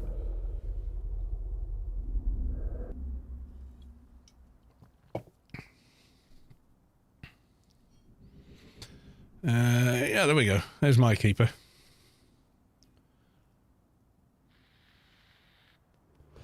Subway Katana. It's nice, but it's not a solid alternative.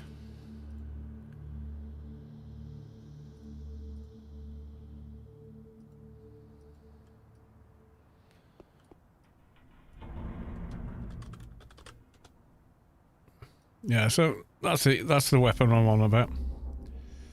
So this character's fairly well geared. So we got AC/DC, one of those, protective drone for the heal reactivity, so your hots do much more. DB3 bracer, a couple of def, alien Zan belt, desecrator, max memories 192s each. Gear wise, so we've got the awakened combat paragon. So 3.5k health and nano, and then a bunch of everything else. Cilium's Merc, Death Brigade operative, and I think the rest is mercenary, except for that sleeve, which is awakened senseless. Then the condemned bulwark, DB3 bracer, DB2 bracer fully upgraded, max ring, full alphas. And like perks wise, then yeah, so you got cybernetic samurai, so melee energy, fast attack, plus all that lovely add damage. Crusade, blessing, Reaver, etc. So yeah, I mean it's a seriously solid setup like that. Yeah, it's a better looking thing, yeah. Is it this? No, that's Sword of Curiosity. I got that last time I was farming diners. I've got another weapon that's quite an interesting looking one. You get this in the subway as well. It's a bit crap, but it is the same weapon. You know when you go to the character creation screen? Then you see the Keeper, and they've got a certain sword. This is that sword. In appearance, anyway.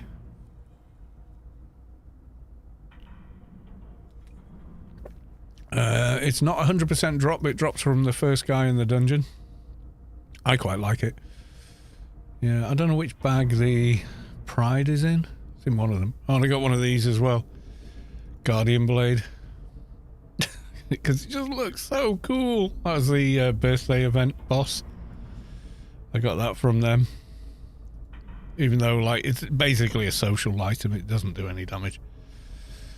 I mean, I could switch to Special Ops Helmet and do a crit build with this character quite easily, but I quite like them the way they are. So I just keep them the way they are. Lost Elder Blade of Tussan. Yeah, that's the one, isn't it? Yeah, it's pretty good. It's pretty good, but yeah, I still prefer the Obsidian. It's just a better blade.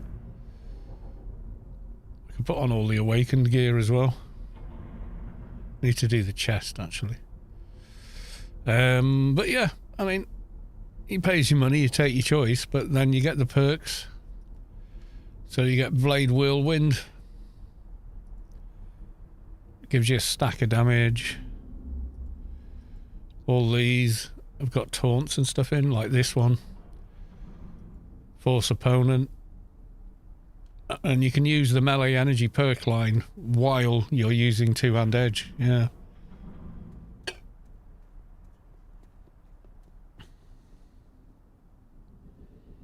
Yeah, whoever's stacking at towers is the one in the, the winner at the moment, which is sort of ridiculous, but yeah.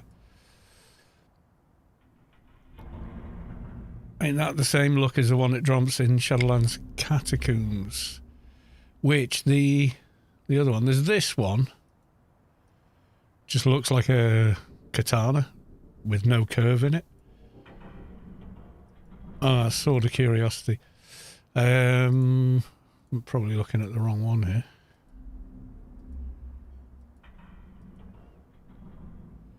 This one's got no damage on it at all. It's just a social item.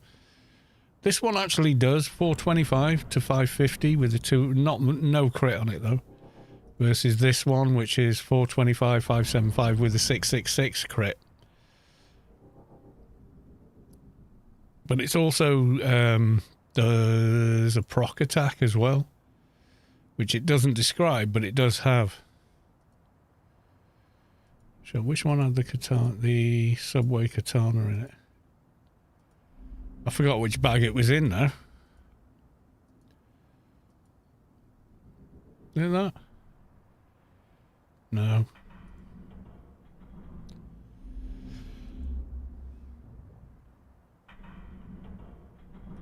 Yeah, Blade of the Elder.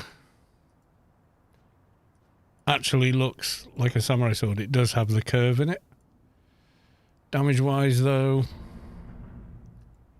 it's a bit of a down. Well, 450, 555 with a 400 crit. It's not terrible. But I do prefer the Obsidian. It's very, very solid. Yeah, it is nice. I mean, if you prefer the look of that one, you know, it's got some evades and stuff on it. It's quite nice. Forgotten blade that made its way into the depths of the condemned subway, sharpened to perfection, able even to sever a foe's will to fight. How good is all defense? It's very good. You become incredibly tanky, so you hardly need anybody else's buffs in order to do anything, which is quite nice. So being an off-tank build, you literally off-tank. I've off-tanked generals in Sector 42 on this character. But, you know, it ain't like I've got any fear of Seekers, having been killed by them a bazillion times. Excuse me. But yeah, I mean, this character, I can just go solo everything in Inferno and just go dino hunting there or whatever, or, you know, there's in any team they're in, yeah, they're pretty solid.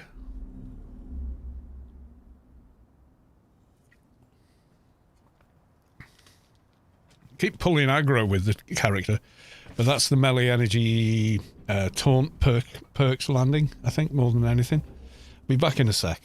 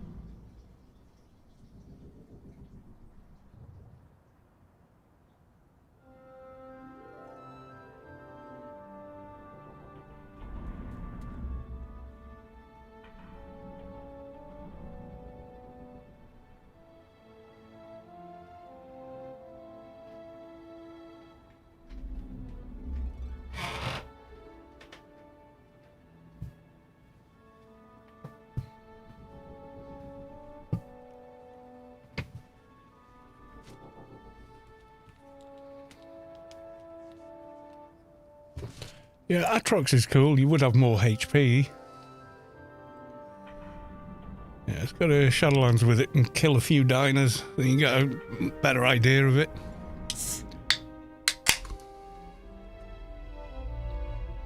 No, just go solo it. That's what I do. Roll a medium Inferno mission and just go solo it.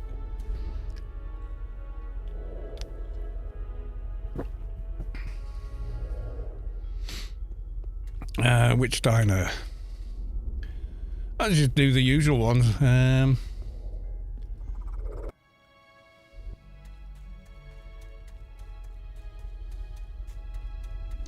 One of the added bonuses now as well in the game is they introduce the fact that you can take, you know, like the lava boots, the aqua gear, the sunglasses, you know, the hyper radiation sunglasses, all that crap. Now you can convert them all into a ring and then combine each ring until you end up with a whole helmet bay and combine the whole lot. So you put the ring on and you don't think about where you are in Shadowlands anymore because you've got the protection already.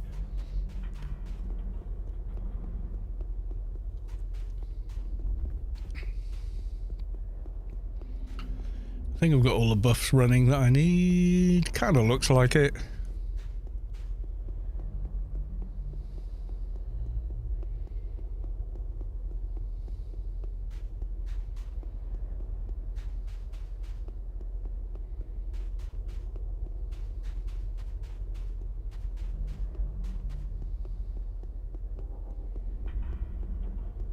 See if this guy's up or not. It's quite a popular one, this. A lot of people kill this thing.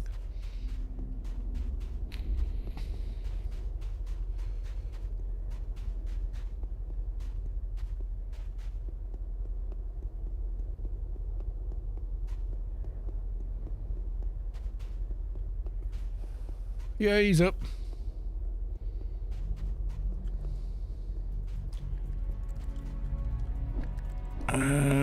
Bio cocoon while I kill him.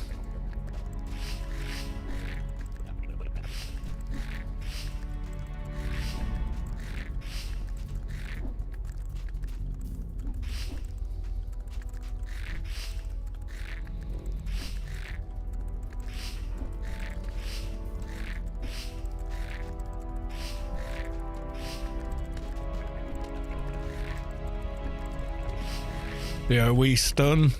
Always like that.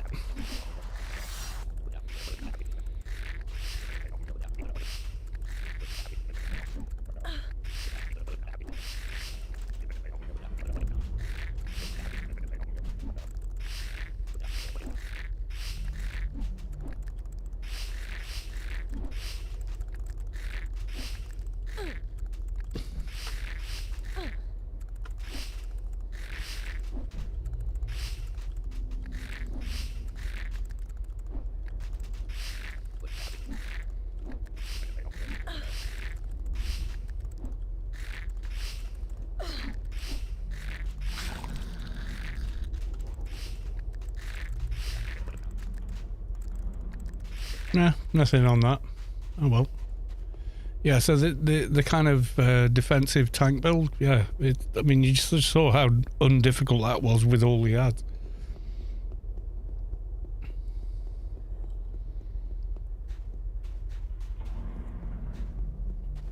And this is self-buffed. If I had a fixer hot as well, yeah, that'd be kind of nuts.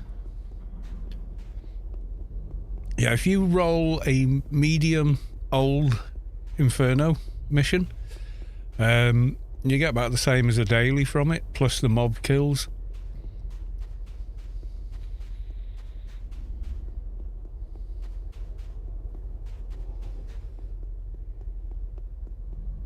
And they're not too hard. You know, because it is based on your level. If you get the easy one, solo, unfortunately you will find that there's some greys in it, and the problem with the greys is no XP and no mission update percentage. So yeah, they're kind of problematic. But mediums, yeah, you get greens and yellows in there, maybe the odd kind of orange-ish one. But yeah, nothing worse than that.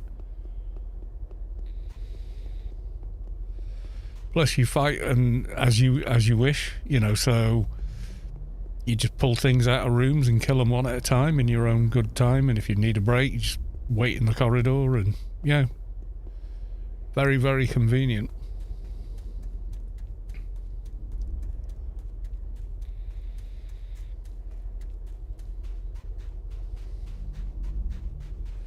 Yeah, Savik uses the same weapon on Her Keeper, and Her Keeper is a crit build. Does a lot more damage than this. But the two of them together are just undefeatable. They're just nuts.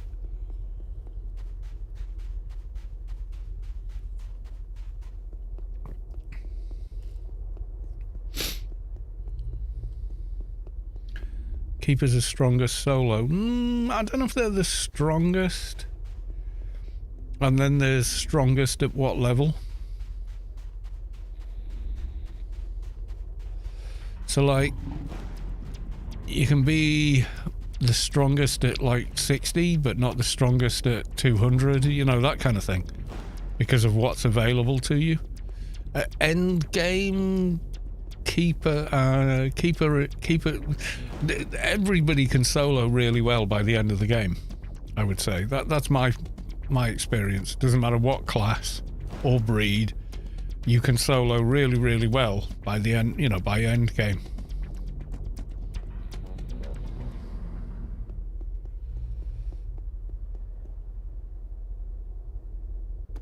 One of my favourite solo classes. I don't know they're the strongest though.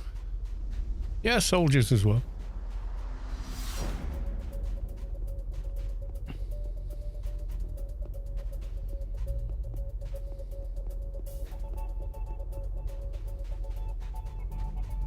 Yeah, and anybody with a CH is super strong at soloing.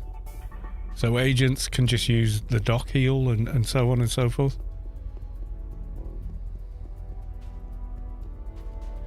There's no class I've played that I couldn't solo well by end game.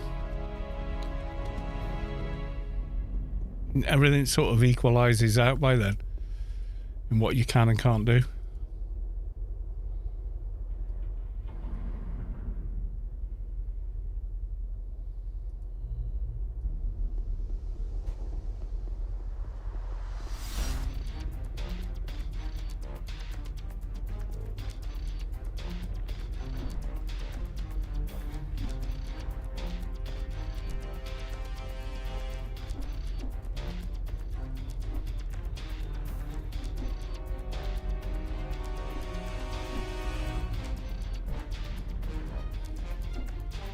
Yeah, the heal pet isn't all that, though, for meta. It's good, but I think you can do more healing on an Engi with your main pet. The Engi can heal his own pet better than the heal pet can heal any other pet or yourself.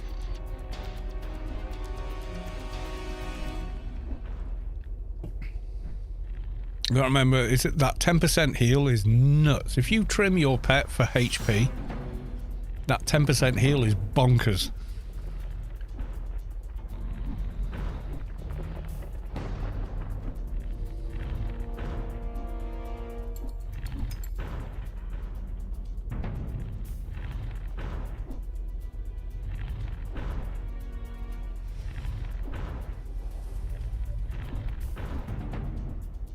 Not saying the heal pet ain't super useful, it certainly is, but yeah, that 10% heal Engis get is just nuts, man.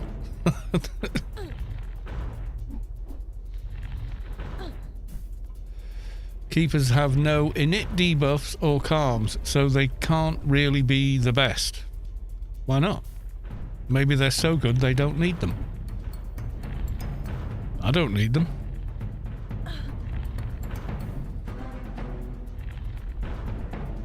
And they do have heals. They have blockers. You will find at endgame people will ask for a keeper before they'll ask for someone who can calm. I can guarantee. Yeah, I can promise you that. Someone that's got blockers, it blocks hit to the whole team. Yeah, keeper's just face tank. Yeah, exactly. Shade really strong. Oh Christ, yes. Shade's like super duper strong. If you know what you're doing with it. If you don't know what you're doing with it, you're a liability. Inos is up. Okay.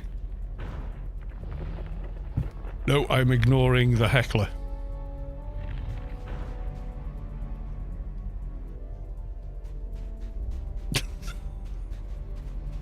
Blockers, perk heals, hots, heal reactivity. Okay, so now I got a couple of spare hecklers here.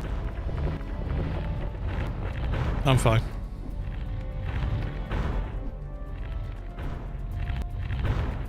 They're all full-on hex as well. Yeah, I mean, it's play style as well. There is no best in AO. There just isn't. There's what you like, how you like to play is the best. So if you enjoy playing with calms and init debuffs, then yeah, do that. That's what's best for you. There is no, you know, there is no spoon kind of deal, you know? It's what suits you, ultimately, and that's the beauty of the game. You know, you can play in a style that suits you best on multiple different characters. You look at their facility and build on it and play them as you enjoy playing. I mean, that's the beauty of the game, really.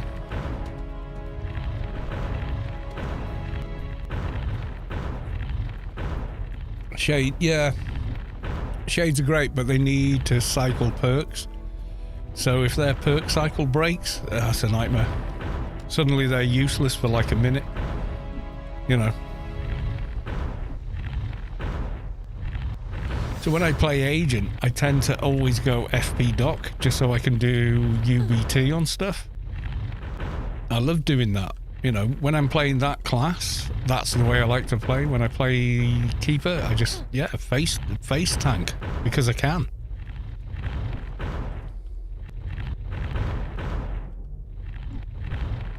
I mean, if I got outside, I'm on a self-buffed here. If I got outside buffs as well, oh wow, yeah. It can tank and do massive damage, yeah. But it can't control aggro in the same way that a tank can. It can't pull aggro with, you know, one nano cast, which is unfortunate because damage-wise, yeah, they're nuts.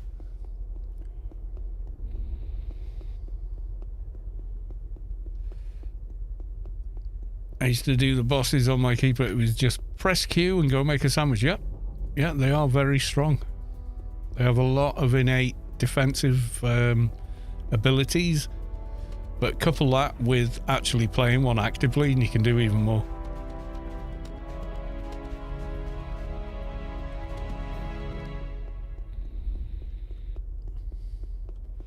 So yeah, if you think, oh well, I like doing innate debuffs and calming and crowd control, otherwise I don't feel like I'm having as much fun, then do that. That's cool. Do it. And there's loads of classes can do that.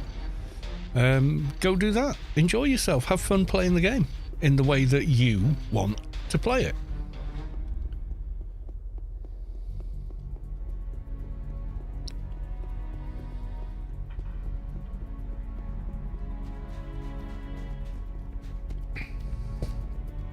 Yeah, Keepers are stronger than they used to be. They did get a hell of a boost with the 18.7 patch because they can deploy more than one aura, etc.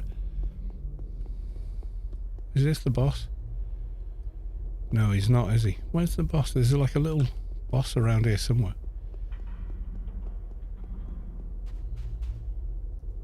No, I think he's been killed. He's not here. Not seeing him anyway. Okay. Let's go swim in the lava.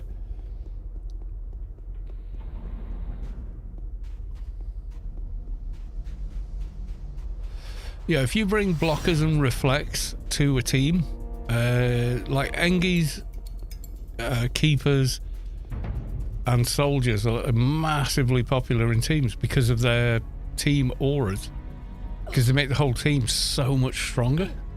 Same with traders. If they drain up, the whole team's like, oh my god, I've never done this much damage in my life. You know, it's bonkers. If it's all coordinated well.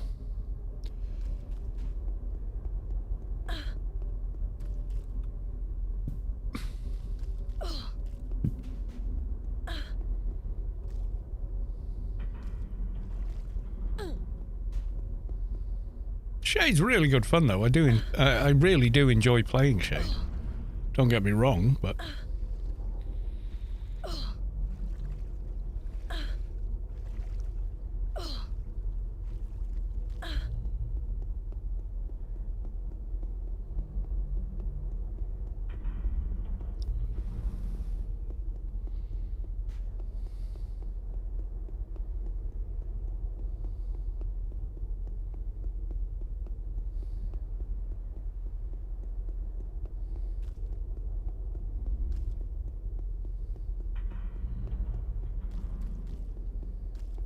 Soldier, Keeper, Anger, Doctor, Synergy is just retarded. Yeah, it kind of is.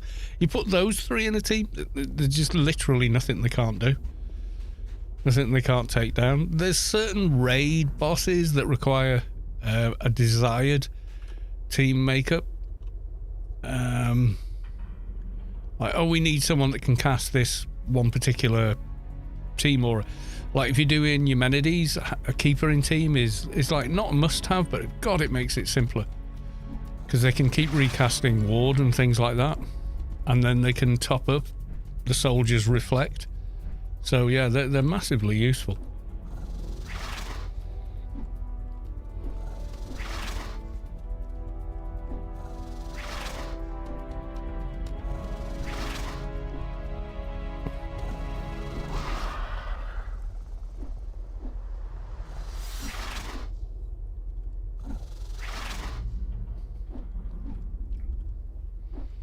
Yeah, there's team situations and there's solo situations, but every class can master the game to a certain extent solo.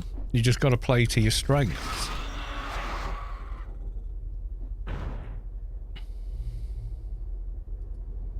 I can remember killing these on my Advi back in the early days of Shadowlands, trying to get a sword and having to dot ring on the boss and then run up this hill, avoiding the ads, and now I just stand here and face tank it on the keeper.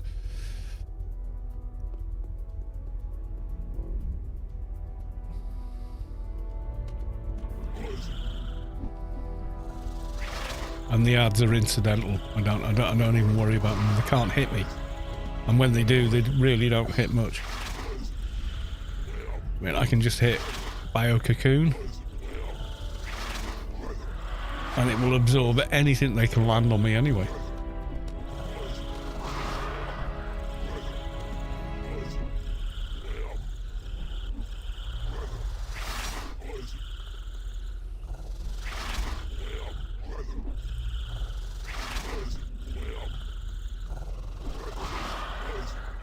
Oh, NT's loads of fun. Just doing colossal damage in one nuke is fun, but you have to set it up.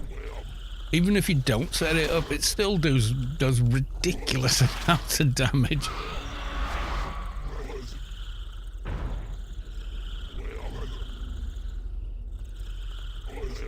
Nah, nothing on him. Okay.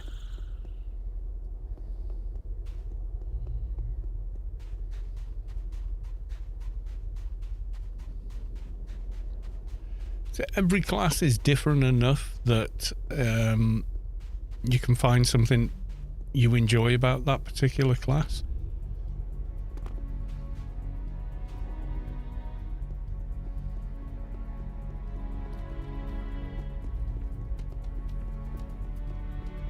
Well, that Atrox NT is set up maxed out for percent nano damage, so they just do stupid damage. And because they're Atrox, they've got the extra HP for a few hits if they land.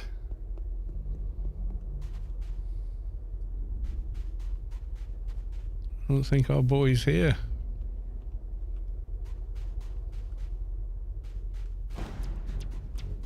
No, he's not here.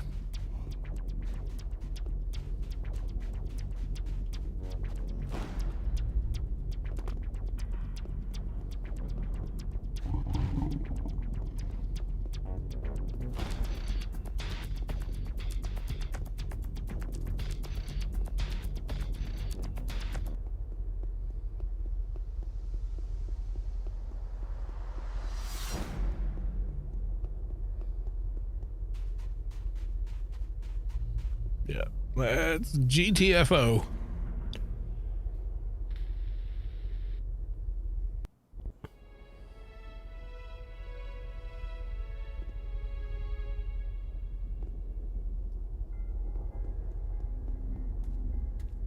I'll just park him here.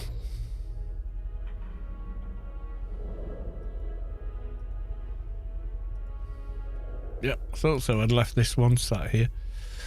I'm not sure what I want to do next. Where are we? We're nearly 10 o'clock anyway. Technologist Frank Jobin. We could do a bit more of that, but I kind of want to save that one now.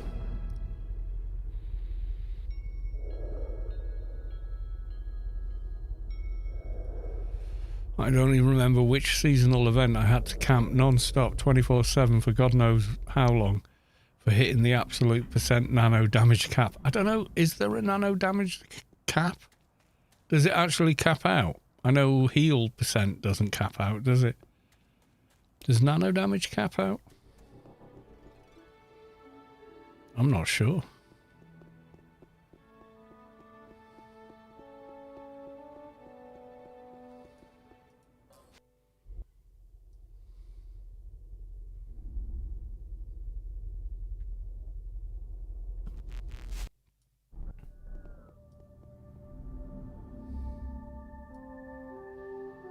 It caps out by the ability of item. Yeah, so the theoretical limit is the fact that there's just nothing else you can add to the character for more percent damage.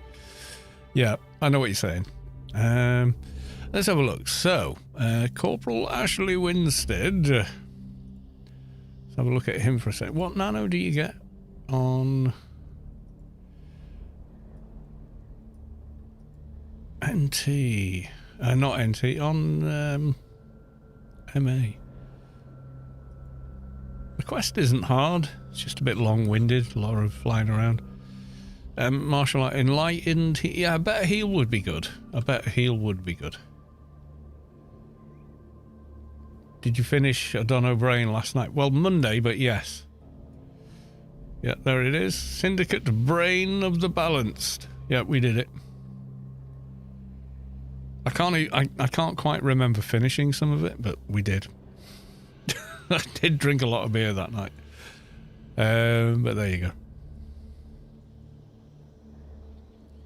I can remember the final battle, and the rest is like kind of boring. And it's probably why I don't remember it. And plus, I've done it God knows how many times.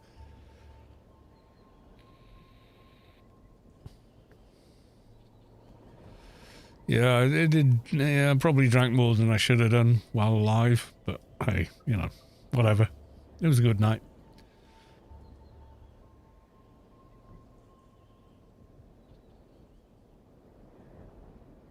You see, this is why I made this character for something different, a bow MA. So I'm kind of not sure how wise that decision was, but here we are.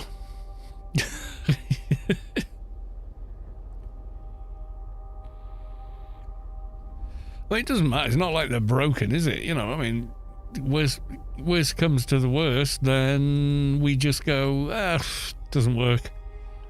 Let's just reset everything and rebuild the character as something else. Followed the wrong road. Yeah, that better heal sounds good. Where the f is the guys? I've forgotten. I was going the right bloody way. I was just thinking, usually you can see him by now.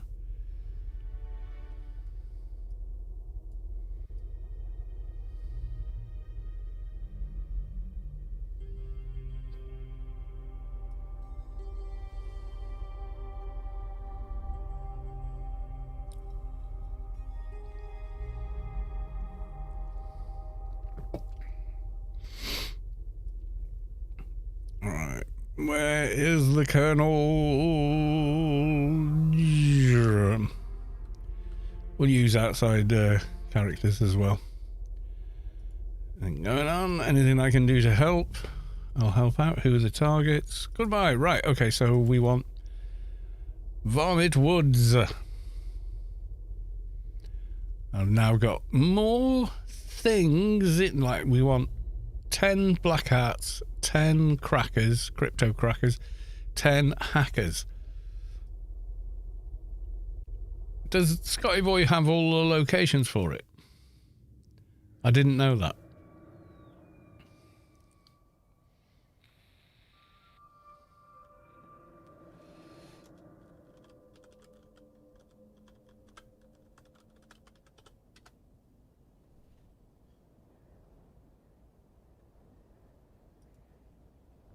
What destinations?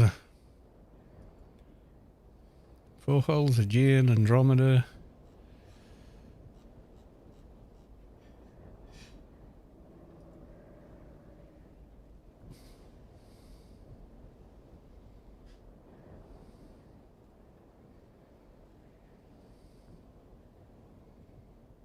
Bromit Woods. Camp 1.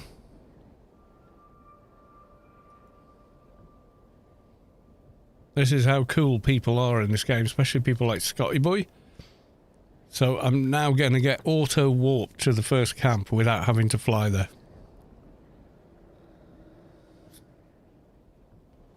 Go to page 1 and there's a Corporal Ashley Winstead option. Okay, page 1. Ah, yeah. Oh, even cooler. Okay.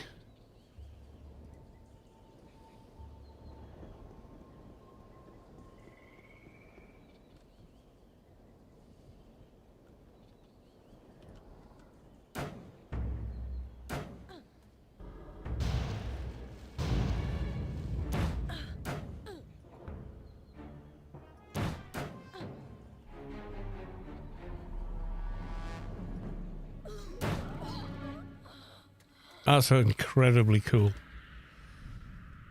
Scotty Boy, you are a genuous and a gentleman and scholar. Unless, you're not a gentleman. I don't know. I've never asked. I've never cared.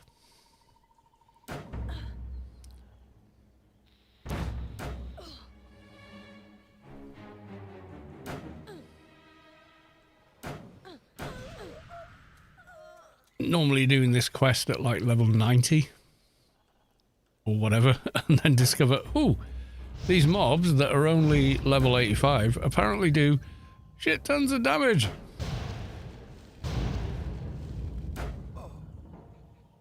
Yeah, the Scotty, I mean, the thought behind it and everything is just incredible. Really is. People that set up things like this, deserve all our love. They really do.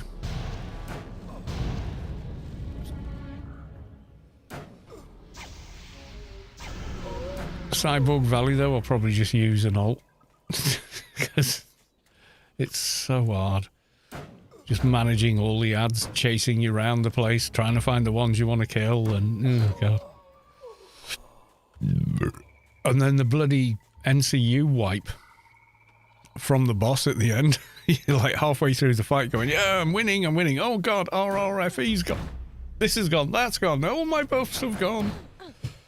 And then all of a sudden, you're a, well, shit creep without a paddle. For want of a better phrase, but there you are. I don't know a better phrase. Oh, Nanobot Hacker. Yeah, need a few more of you.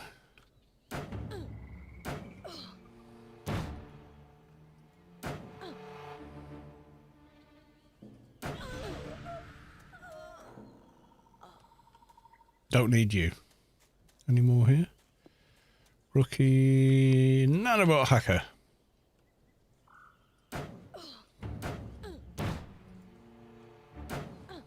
Yeah, so when you're killing Eumenides without a keeper is when you really wish you had a keeper.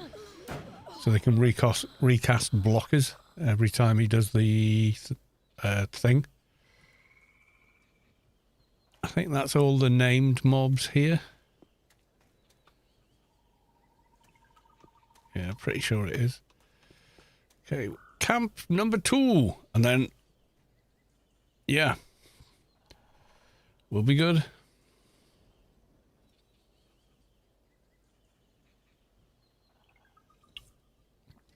Implant Bob, I've not actually tried out yet, but it is a service whereby it will make implants to your specification.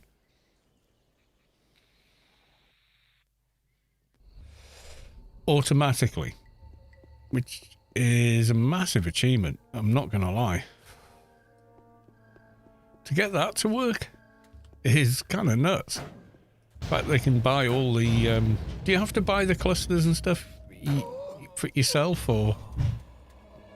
So you do the shopping and they just put it together automatically? Or is there more to it? I've not actually tried it, so I don't know. I think I should. So when people ask, I can tell them.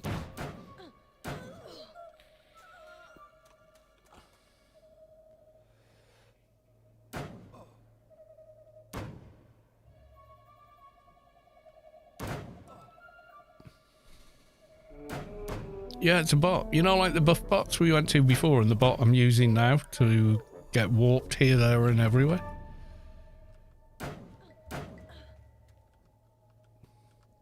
You just tell them what implant you want made, and then it opens a trade window and gives you the implant. Does it need you to give him credits, or...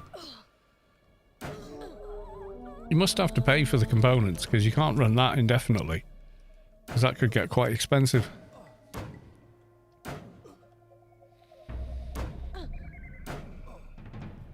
You don't even have to pay for them? Bloody hell. Maybe I should have used that on this when we were making an implant set early on, just to see how it worked. I'll have to do it, though. Usually I just make them myself, you know. I've got characters that can build anything, so I just build whatever I need when I need it, you know. Bath tops up his credits. It must do. If a lot of people use it, you're going to empty millions and millions and millions of credits very quickly.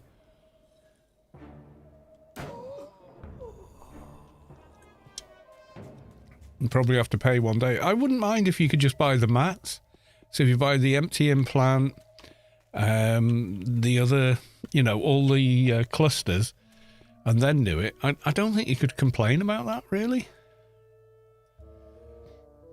Gamble 11111, welcome to the stream. It's in the implant shop in Borry. Right, okay. I would have thought it'd be at the one in ICC where they've got everything. The real cost is the clusters. Yeah, it is, it is.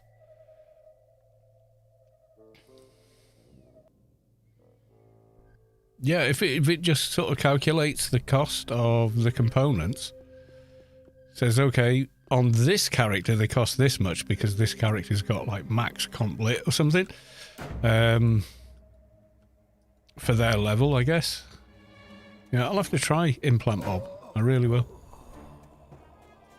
I've never tried it. I've heard about it a couple of times, but never tried it, so... I think most people would be okay with the cost of the parts, or if you could just hand the parts to them. So if you handed them one implant, 3 clusters, and it just put them together for you for free, I think people would be happy with that as well.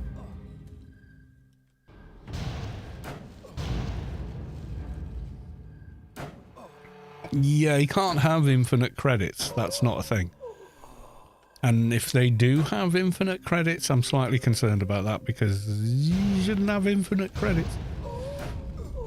Unless it made a shit ton of money building them in the first place, when we were giving them money to do it, and now has near infinite money from last time. I don't know. Anyway, I'm getting a beer. Trillions of duped credits. Yeah, of course there is. Yeah, there is. I've got trillions of credits on my accounts as well. You know, people say, "Oh, I'll give you money." I'm like, I don't need it. I've got stupid amounts of money. I'll be back in a second.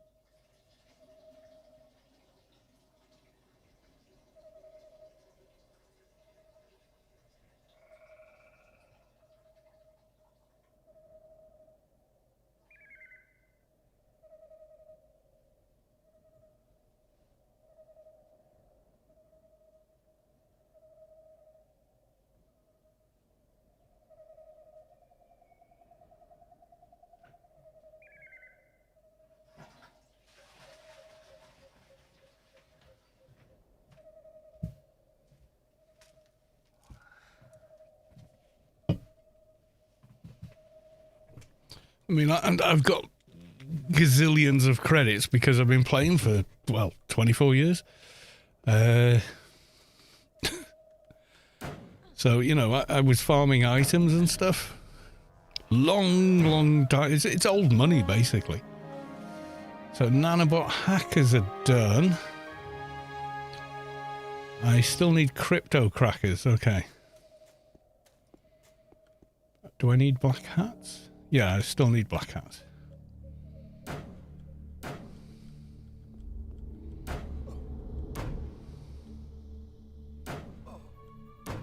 We need help. Yeah, we'll give it a go. We will give it a go.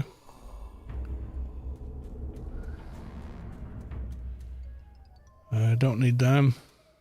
Black hats still need.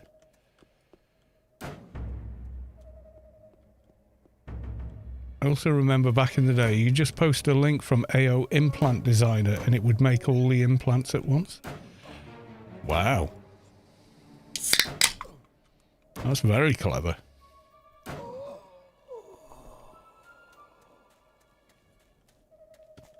I don't need cryptos. We need crackers. Oh no, we do need crackers.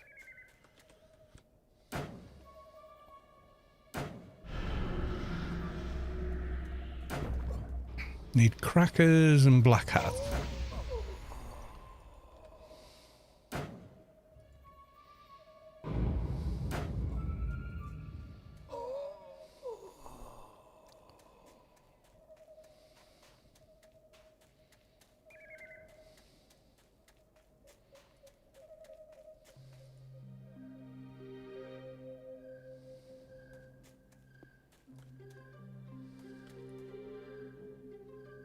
Crypto cracker. Don't need nanobot hackers. Black hat.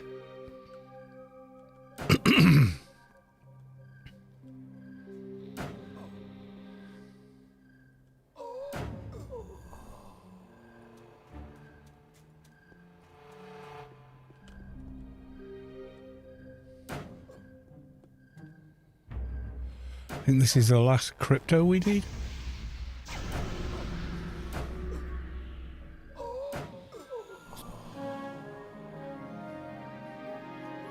Black hats. I need a black hat. Are you a black hat?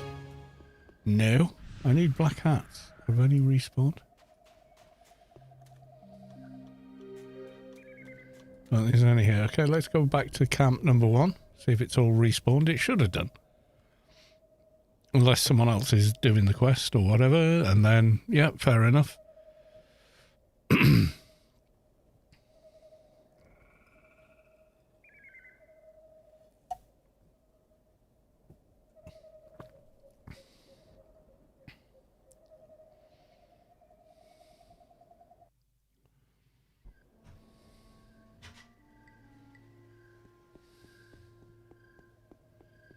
Location's really good as well. It's up and out of the way. Black hat.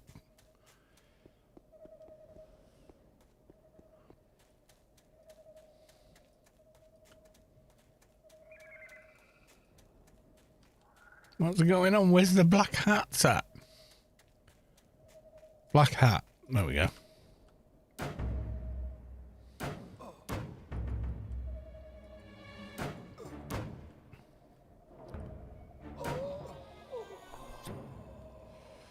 Need one more black hat.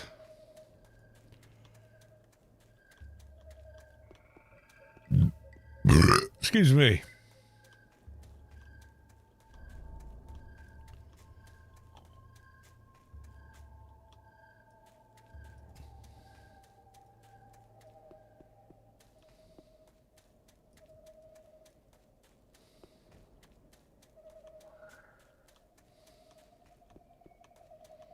Really, there's only one black hat in this whole camp.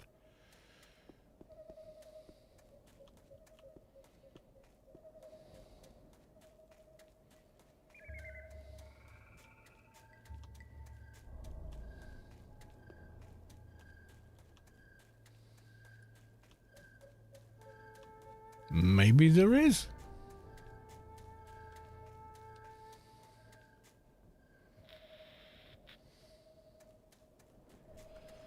These things are not fun when they're green, I'll tell you that.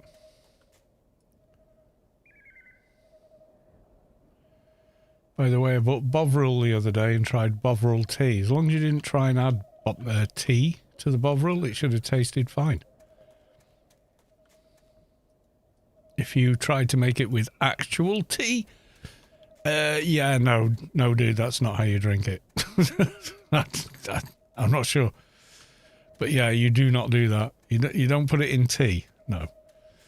You simply make Bovril with hot water and nothing else.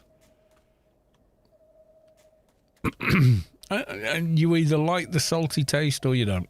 You know, it's one of them. There's no. It's one of those flavors that you're gonna like or you're not gonna like. It's just as simple as that. I like Bovril. It reminds me of swimming lessons and sub aqua club. Because when we were doing scuba diver training, I used to come out of the baths. And yeah, you had a sausage roll, hot, and a cup of Bovril when you came out. I just always liked it.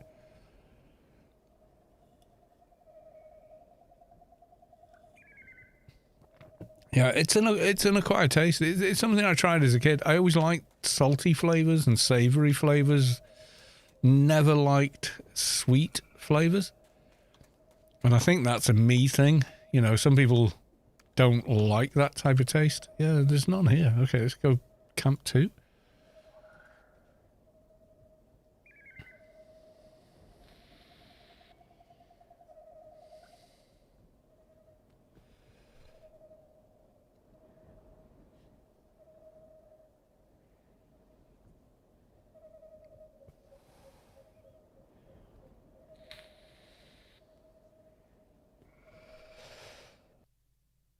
Yeah, there's a stack of warped, duped items on GMI, you know, and Funcom's never done anything about them, unfortunately. Yeah, it's probably the yeast taste that you don't like, maybe? I don't know. I like it, you know? That's me. If you don't like it, it's fine. Don't drink it.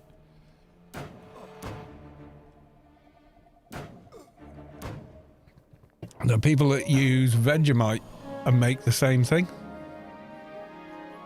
Corporal Ashley Winstead. It's beacon to him as well.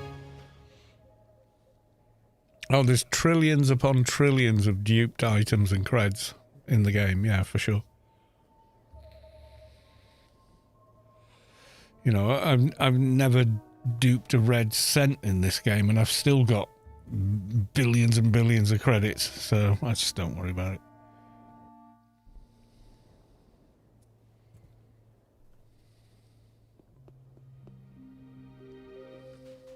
Corporal Ashley Winstead. Now what? Goodbye. So now a nun tree knoll. Okay. For the second half of the quest. Or the second third of the quest. Yeah, I mean, there was one obvious time that Funcom maybe should have stepped in and rolled the servers back and started banning people, but they never did it.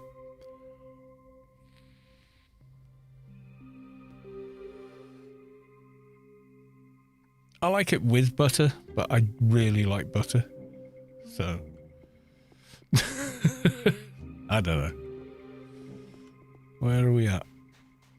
Oh yeah, cool. It puts you in quite a good spot as well.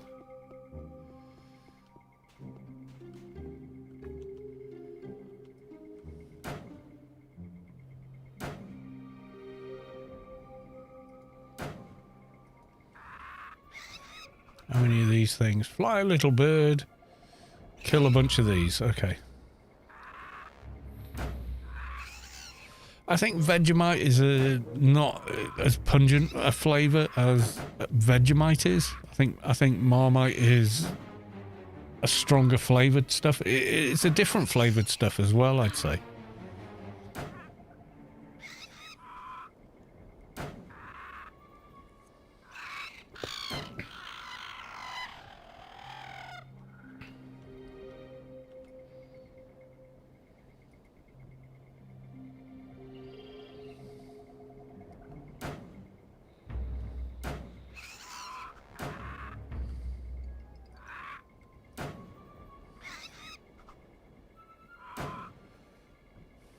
I like it. I do like it. I prefer it with butter, but I just like most things with butter.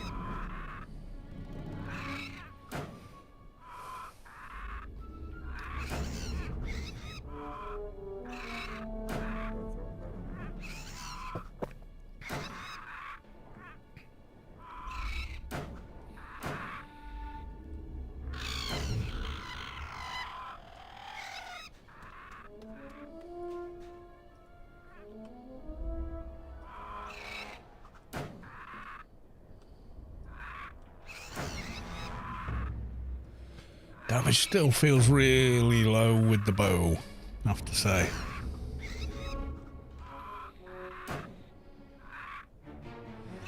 And it's not going to get any better till we hit 151. We put on the special edition bow, but I've yet to farm it.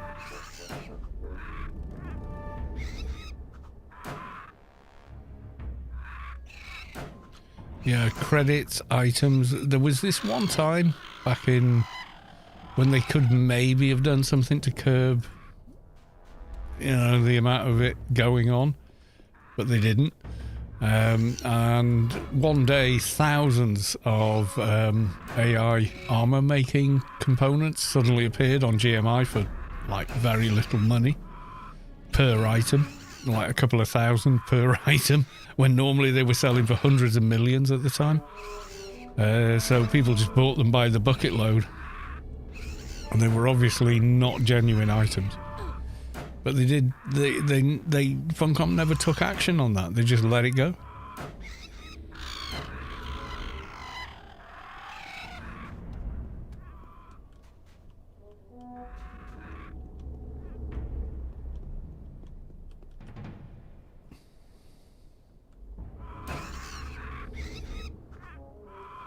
It's kind of a shame, because they could have done something about it then, but after a certain point it's like, well, forget it.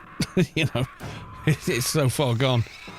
You know, you had the chance to reset the server and you didn't, and now it's weeks later and people have leveled and stuff, and you can't reset the server because people will just go ballistic, because, you know, people that knew nothing about it will lose dozens of levels and items and stuff. So yeah, it's kind of nuts the way it all kind of played out.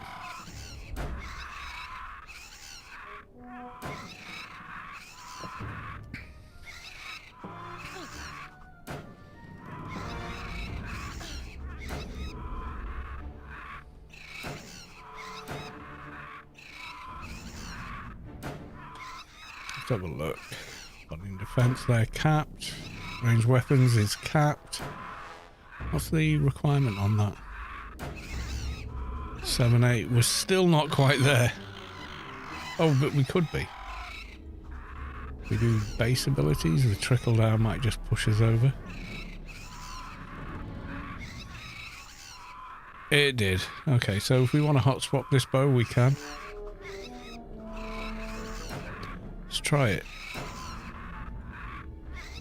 It's very slow, unequipped though.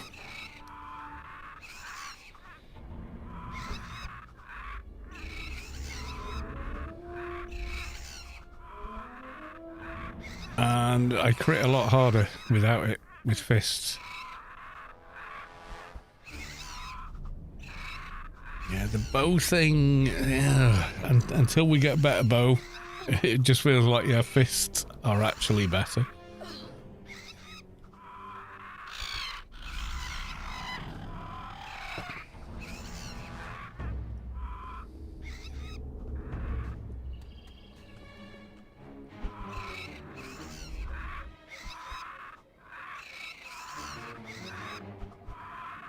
Put it back on, there's like 6 seconds delay, so it's hardly hot swap. It's more kind of like casual swap.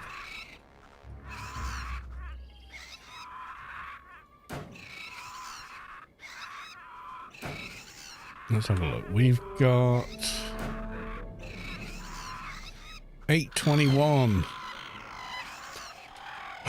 So MA fist 821 is effectively a weapon for martial artists, which is 107 to 327 versus 120 to 241. Yeah, so we're losing the high end there on the bow. There's less higher damage.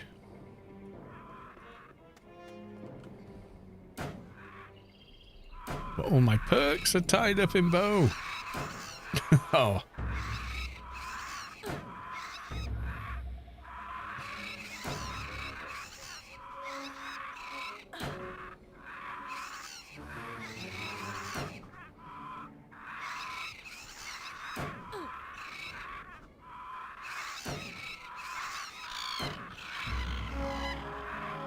Okay. Anna freaks.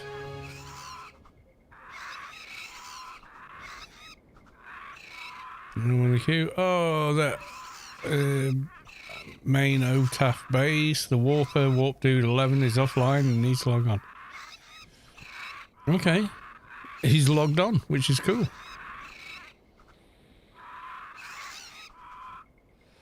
Wow. You got like auto log on for the buff for the Warpers? That's kind of nuts. Right, okay.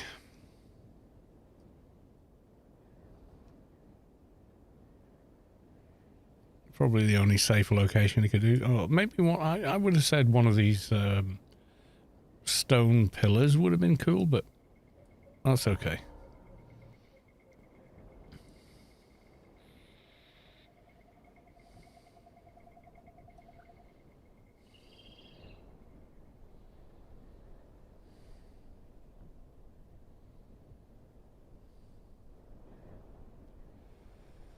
Yeah, like one of these maybe, but I suppose having someone near the OTAF base is quite handy as well, so makes sense. Right, what are we killing? Nano mutants.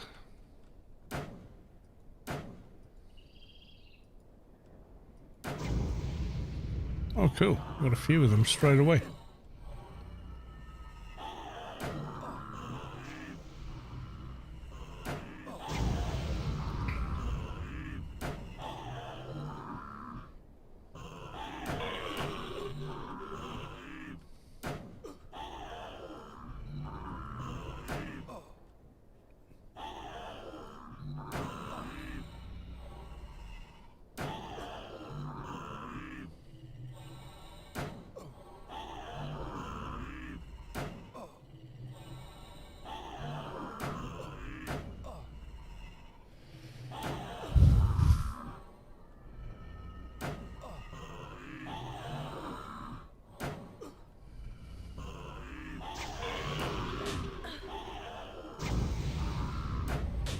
Okay, let's take the bow off for you. See how we did.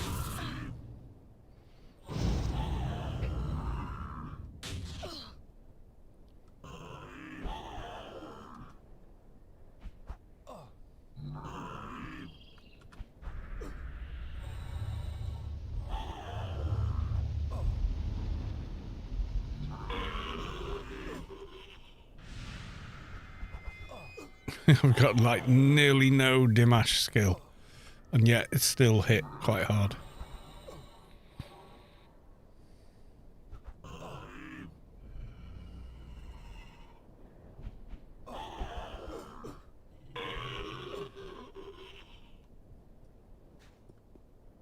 Let's put it back on. You are torturing yourself with bow. Yes. That is my want. But I want to see if I can make it work.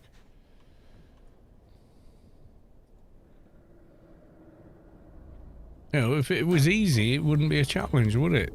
So...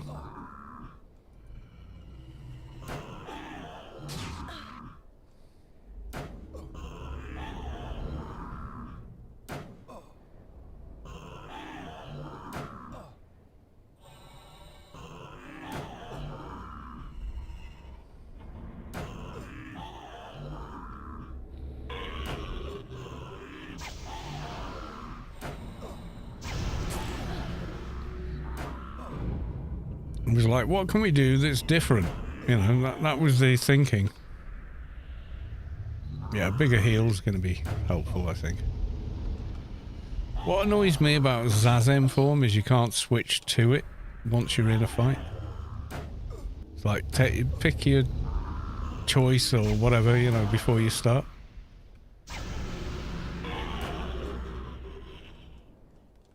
But once you're in aggro, you can't switch to it.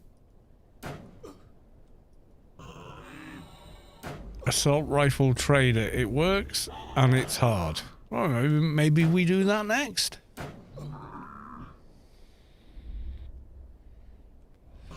Anything's got to be better than assault rifle shade. That was a disaster. What did we get to? Level 17 before we went, yeah, you know, I think maybe not.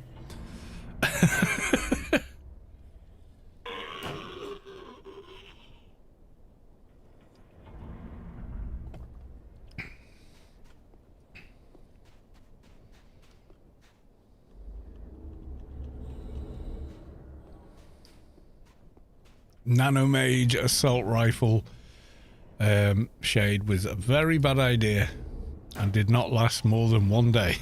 It was like one stream and yeah, no, this ain't gonna work. The shark is not class restricted. It's not the ideal assault rifle, but yeah, that makes sense.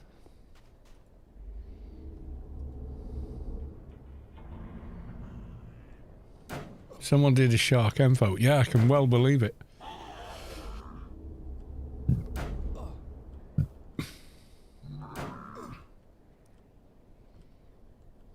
When Challenger used to increase weapon skills as well as damage, some of the Enforcer builds were sniper rifle. Someone did it. No, I guarantee you there's a someone has done a shark info. I guarantee they have. Because your damage isn't really what the tanking is about. It's your ability to cast taunts and stuff like that. Okay, round cyber. No, we don't want. We've done that.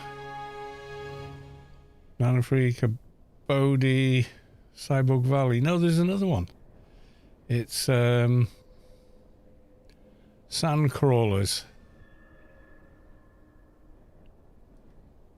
Doesn't seem to have one for that.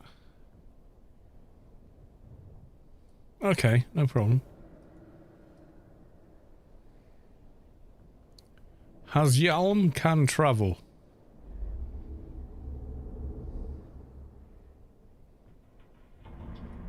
Yeah, but that's just some turbo self-torture and need some weird scam to get 9 gazillion trickle into full auto from stamina and strength. Yeah, maybe.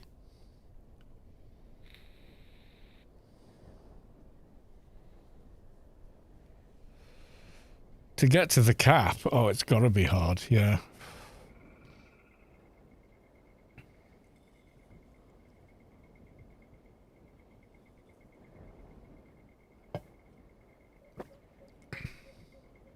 I guarantee it's painful.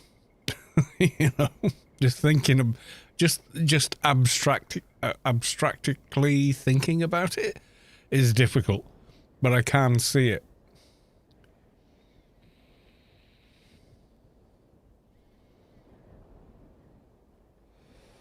Back in the day, someone made a nanomage enforcer and everyone said they were mad, and they were actually really, really good.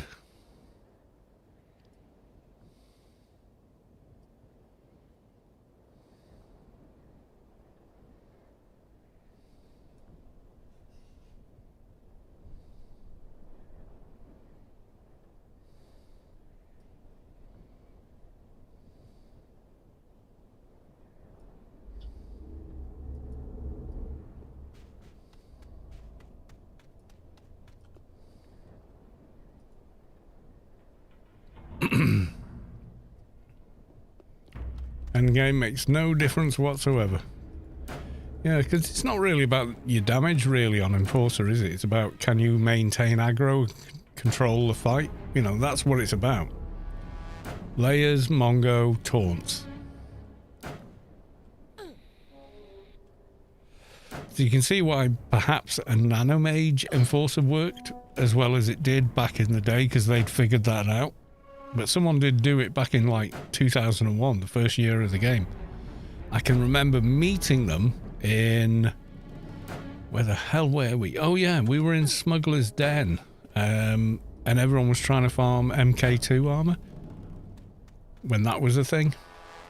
Everybody wanted MK2. It was the armor to have. You know, if you didn't have that, oh, well, you were a bit of a noob because you didn't have MK2 armor.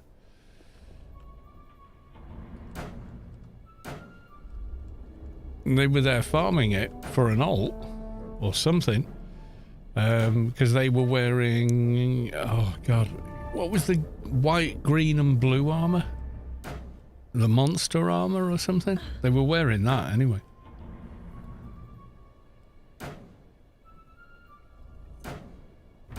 But you could not pull aggro off them. You could definitely outdamage them, but you could not pull aggro off them. They could hold aggro like just crazily well. And it was probably because they never ran out of nano, and they had a better taunt than most players their level. Because they had better nano skills. That's when breeds mattered more, 2001. They matter less now. With research and all the rest of it, it kind of matters so much less. But back then, it really mattered, so... Yeah, it was a choice. It was definitely a choice.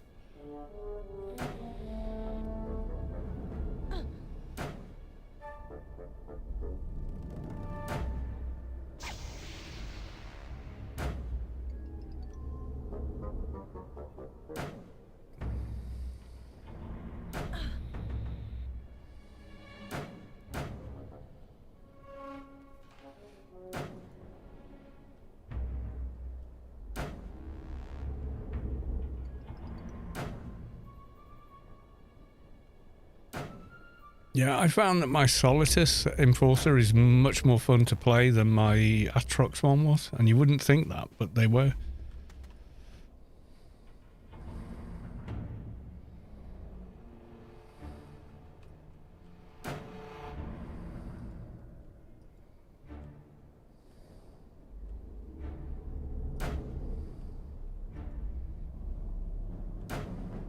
Solitus Master Race. Don't say that to Rob. God, his Nanomage agent that was FP Soldier. Oh my god, that thing with the X99s was just like, what the fluff damage, you know? Solly is so bland. You are Solitus. You are bland. You will be assimilated. Well, it's the middle ground, isn't it? It's the middle ground by design. Atrox is fun though. Atrox NT, everyone was like, "You're mad." Atrox crap. You're mad. You'll never get into betas. Yeah. You're right. I'm in alphas. So yeah, that was fun.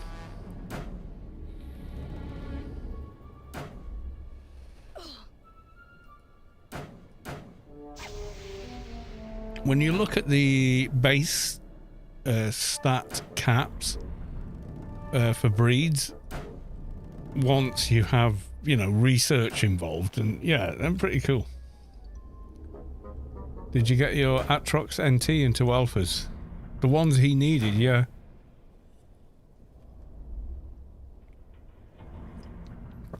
His build is all about getting to 3k matter creation, which is the cap for Garrux. No more beneficial skill after that. So any skill you have above 3k is only useful if you're fighting an opponent and or NPC that will debuff your nano skill. Everything else is built on +% nano damage.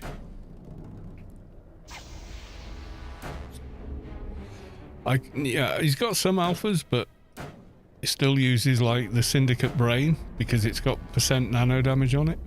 You know, crazy little bits and pieces like that.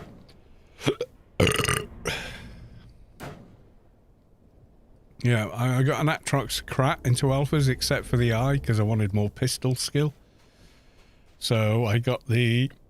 What's the one that drops from the alien raids? Anyway, Exterminator eye? Something like that. Yeah, he put that in instead, but I could have put the the alpha eye in. Could have done it, and he did one more item and then got the item and said, right, I could have done it with this. That would have given us that couple of points. Yeah, Exterminator, Ocular, yeah.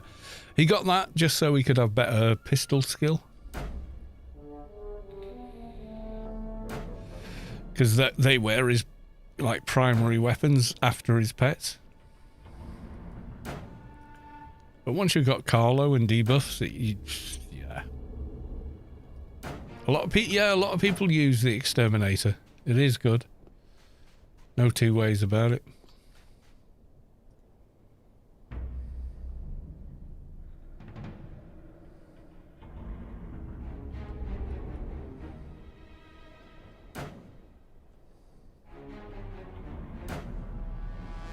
Yeah, it was the first Let's Build a Toon I did, where I invited people that were, you know, viewers of the then YouTube channel to vote on what they wanted me to make. So we did the breed, we did the height, we did the face, and then we did what class. And they were like, bureaucrat, you know, and I was like, okay. And the first one I was making, he was going to be Froob. And then they said, I thought, you know what? I'm going to remake this on my paid account. So I spent an afternoon just replaying a re, getting all the same exact items and nanos and everything else. And then made him paid. And then maxed him.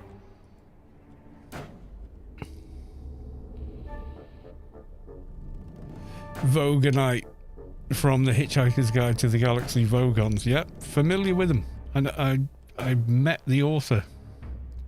I met Douglas Adams a couple of times. Did you know he was quite an avid left-handed guitar player? Now, being who he was, he couldn't sort of like buy and sell guitars from privately. You know, when you're as famous as he is, you can't invite people round to where you live, because then it becomes public domain very quickly. People go, I know where he lives. So he used to buy and sell his guitars in a music store I was managing at the time called Holiday Music. Before that, it was called Lefties, and they specialised in left-handed guitars.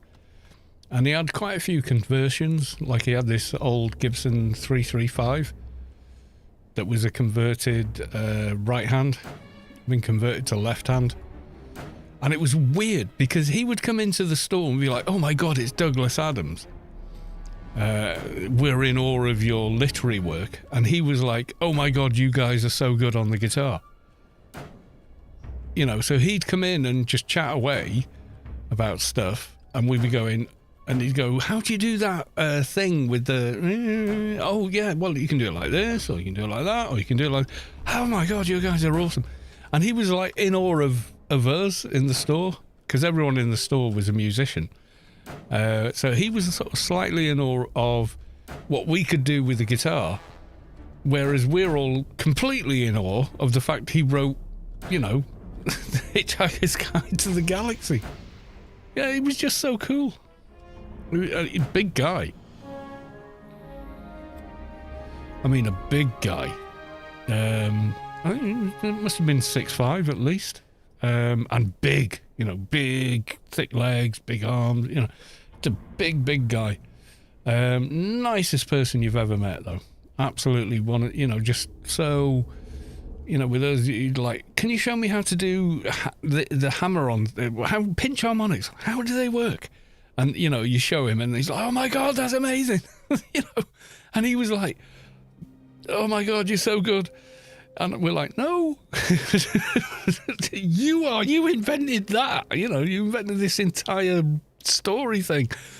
This whole universe of and so it was a bizarre situation, but yeah, I'm getting another beer because why not?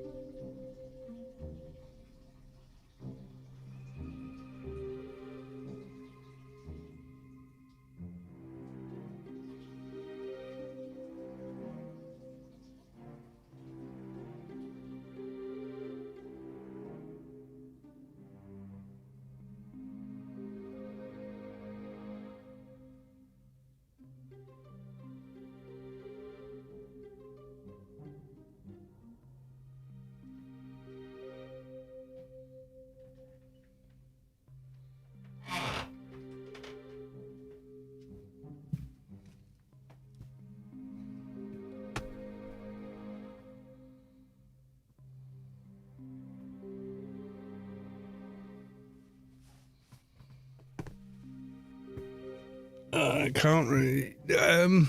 Right, so Jimi Hendrix was left-handed and played regular right-handed guitars. But they were strung, as normal. So you have the thicker strings nearer your thumb and the thinner strings down at the bottom, like I would play a guitar. So if you handed him a right-handed guitar with the strings on it strung right-handed, he'd have to swap them all over in order to play. There are quite a few guitar players who play with a right-handed guitar and they do nothing to it. They leave the strings in the same order. They make an incredible sound as well. The guy that did... I'm trying to think of it. Was it Link Ray used to play that way? You know the beginning of Pulp Fiction? That movie. Maybe you know that movie. If you don't, watch it. It's amazing. Tarantino movie. Be prepared to be whoa, no holds barred. But that's the beauty of the movies he makes. But yeah, so at the beginning of that, they play a piece of music on the guitar, finger style. They're as talented as people that use a pick. They're as talented as people who use pick and fingers, hybrid pickers. Most country players are hybrid pickers, so they use a pick and their fingers.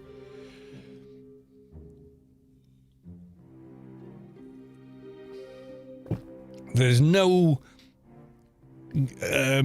level of greater or lesser talent based on your technique. There isn't. It's just how good your music is. Cyborg hunting season. Right, okay, so we're going... Tell Scotty Boy, MW Cyborg. Yeah, fingerstyle is no more difficult or requires no greater or lesser amount of talent to play than it does with a pick. Oh, those guys who write their poems with a pencil versus those guys that write their poems with a fountain pen or a biro. You know, it's the poetry that matters.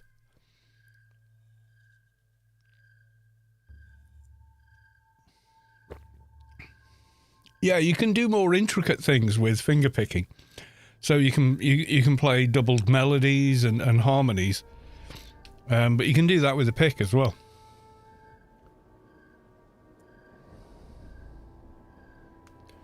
Yeah, there's a guy, oh God, I can't remember his name. He hasn't released anything in quite a while, though, who does a lot of slapping.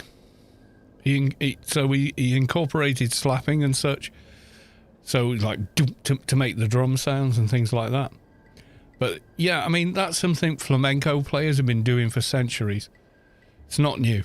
It's not new. Hammer-ons and pull-offs, Van Halen thing, yeah, guitar players were doing that for a very long time before someone went, what if I do that but plug it into a Marshall amp with a ton of overdrive on it?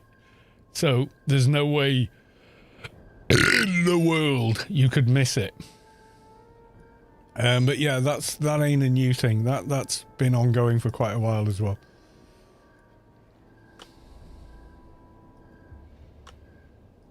Right, let's bring back, just for fun, the NT, because I can't remember exactly how he's built.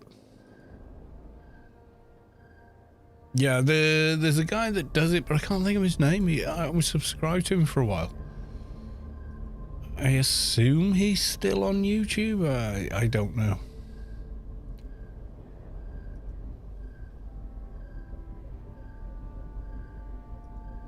No, all subscriptions. Show more. I can't think of the guy's name. I'm subscribed to too many channels. I really am. But I kind of like something about all of them. So.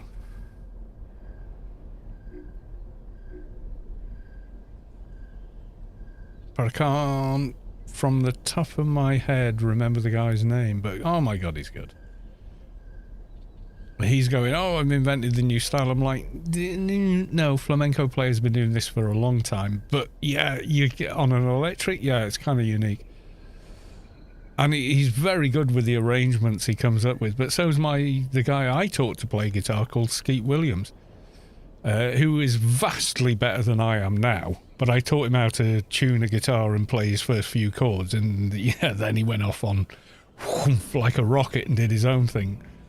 You know, I'm nothing in terms of technical ability and knowledge that he's got now as a guitar player. Guy's amazing. He can take any 80s, 90s, 2000s pop hit and arrange it for a finger-picked guitar. Yeah, him. Yeah, that's an amazing amount of commitment and ability and knowledge. And intuition and talent, basically. Yeah, he's brilliant. Skeet is just...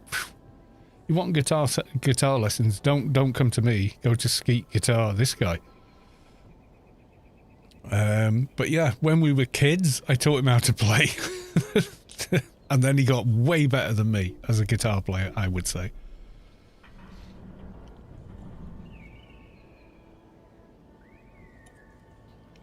And in fact, it was him that put me on to the guy I'm thinking of, but I can't think of his name.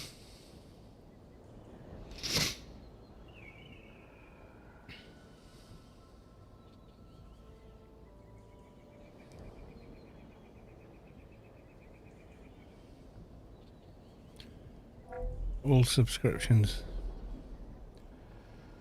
Yeah, I think he's still going. Ben Lacey, I'm sure that's him. Anything I play by him is probably going to be copyright claimed. But yeah, Ben Lacey, god damn. Not going to stop till I get enough. One guy, one electric guitar. I'm going to get copyright claimed, but oh my God, he's so good. Yeah, Gibson Booth, NAM 2012.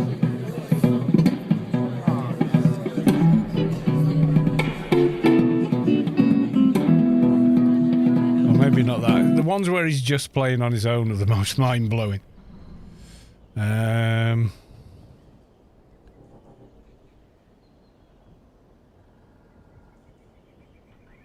guy is just so good.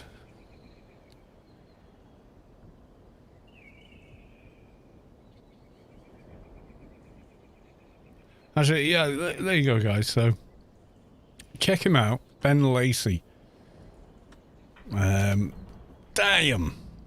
does he get it. And he grooves. That's the other thing. I've seen these guys technically are amazing. But they're not in the pocket. They're slightly out of time. They rush and they drag and it doesn't quite work. He doesn't. He's always in the pocket. It's something else. It's a difficult thing to hear, perhaps. But if you're a musician, you spot it in like a nanosecond if someone's in time. A person that's really playing in time can make a metronome sound as if it is swinging, whereas obviously it's a metronome, so it just goes tick-tock, tick-tock, tick-tock, right? But a good player playing along with one makes it sound like the metronome is swinging to the beat. It's not. They make it sound that way because they're so in time. Let's pick something.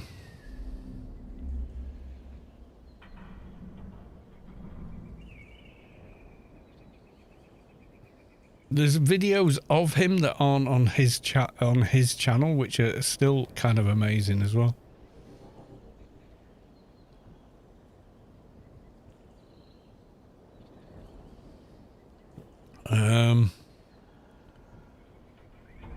I'm just trying to think of something that you guys will probably know.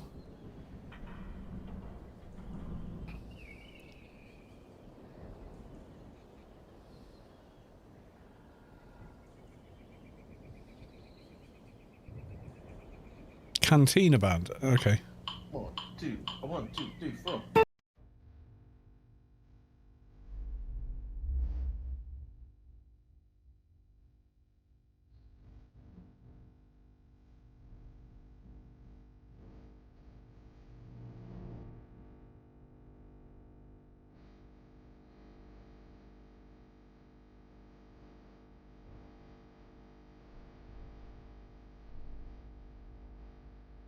Right, what I want you to take notice of here, guys, is almost ignore what he is playing.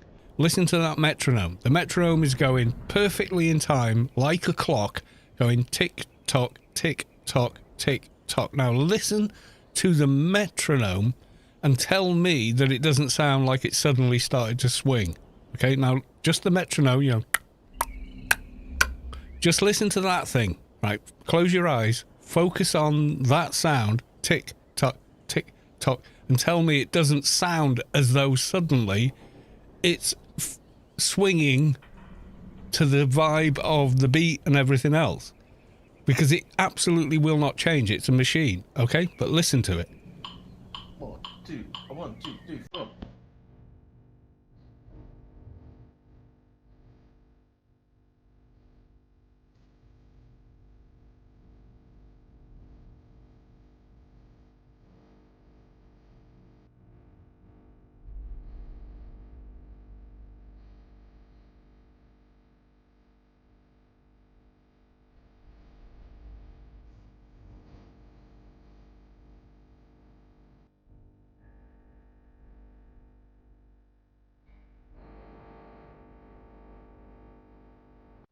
Right?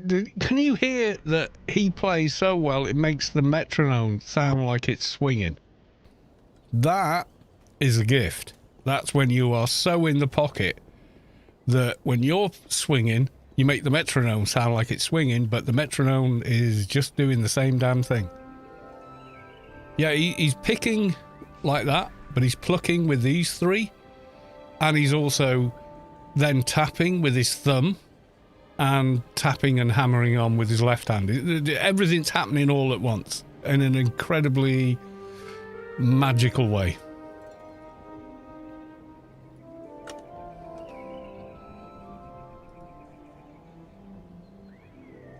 Davey504. No, I have not watched that person, but that's a weird thing, isn't it? That someone can make a metronome sound like it's doing something it isn't. That's when you're in the pocket. And a lot of the guys I hear now that can do all this, it sounds like you're going, it doesn't feel musical, because if you put it along with a metronome, it's not quite there. It's a little off time in places all over the place.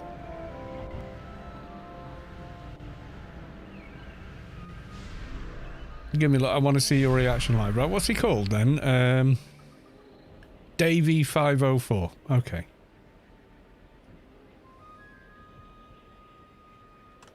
Right, I'll have a look. Oh, God. Copied the whole sentence. Right. Twitch recap. What the Davey504. Oh, yeah, I've watched loads of his videos. Yeah, I know who he is. Yep. Oh, no, he's very, very good. Yeah, he's very, very, very good. But yes, I have seen him. I can't give you a genuine first reaction because I've watched loads of his videos. I find him very funny. And also extremely talented and dedicated musician, but yeah, I can't give you a genuine first reaction because it wouldn't be a first reaction. Yeah, he's very funny as well, yeah. No two ways about it. Right, so to kill first, we want... No, wrong character. Yeah, he is good. Yeah, I'm not saying he's not good. I'm just saying, yes, I have seen it. So my reaction to him would be, oh, the guy I probably have in my subscription feed that I've watched hundreds of videos of. So it's not the same thing as, oh, first person I've ever watched.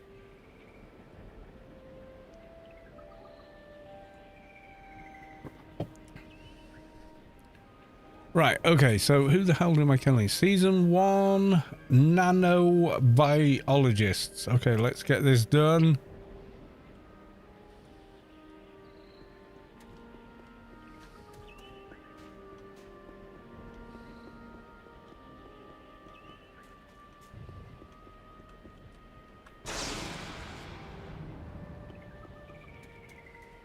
One nanobiologist. They shouldn't all chase me either because I'm so high level on this character versus them. They're all grey, so...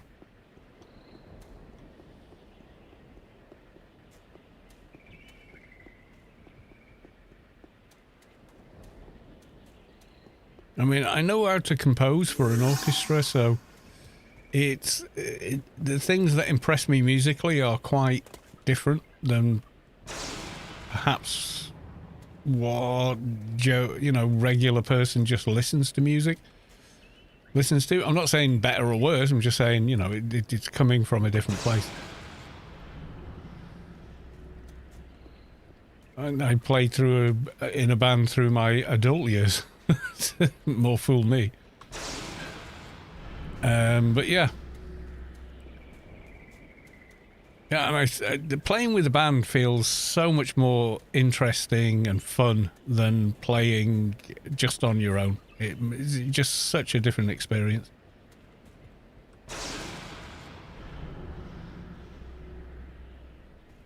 Yeah, there's so many good players out there now. It's kind of bonkers. It really is. But the problem is, if I check out every person you suggest, I'm just going to get copyright claim after copyright claim. I've probably already got about 4 or 5 already just from that.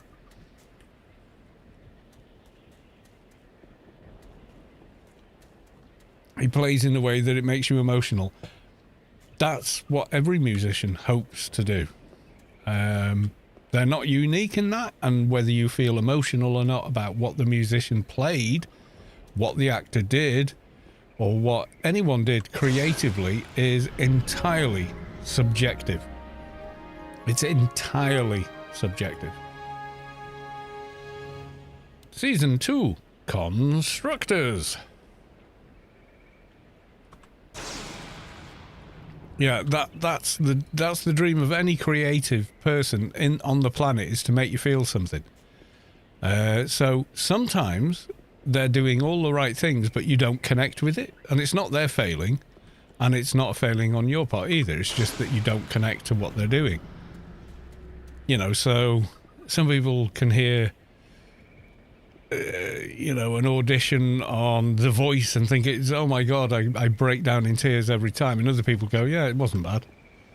You know, and you're like, what was the best thing in the world? What's wrong with you? You know, and so we all experience these things kind of uniquely. We all kind of experience them as ourselves and our own unique sort of psyche. I don't know what the words are. But yeah, so for us, it's always how it made you feel. Now, some people can listen to a guy busking in a train station and go, oh, this is just like incredible. I'm crying my eyes out. And other people would be completely unmoved. And neither one of you is correct. It's just your unique experience of experiencing what they're doing. But every single one of them is putting the same kind of, spin on it, effort into it, their own personality on it, etc. Sometimes it connects with you, sometimes it doesn't. There's really no right or wrong. It really is massively subjective material. All creative arts are.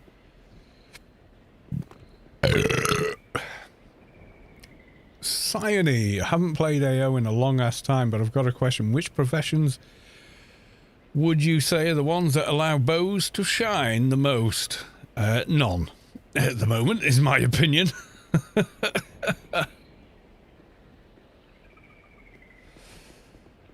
MP, says Conway Critty. Yep. Well, I don't know. I was going with a bow MA simply because I've never done one. I've done all kinds of weird and wonderful builds at the behest of the chat and on YouTube at their voting, which amounts to entirely the same thing. It's like character design by committee.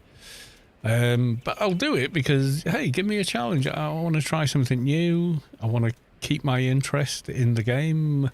I mean, the game's never going to be completely boring to me because I just love the game anyway. But if you can give me a character build weapon type suggestion, yeah, that's always going to hold my interest because I'm like, oh, I wonder if I can make that work with all the things I do know about the game. Bows just kind of suck. Don't say that. We're doing a bow MA. You're not allowed to say that. I have to make it work. You know that, don't you? You know I won't be happy until it's really good, or at least decently good, even if it's not. I'm gonna have to get a bow with the highest crit rating, and then like completely stacked for crit, or something. I don't know. Which ones are we after again? I've forgotten now. Constructors. Yeah, some people can listen to Beethoven and be moved to tears. Some people go, it's classical music. I don't like classical music. And neither person's correct. They just experience it their own way. That's all it is. They may feel differently over time, but in that moment, that's all they can tell you about how they feel about what they hear. So there's no right or wrong with it.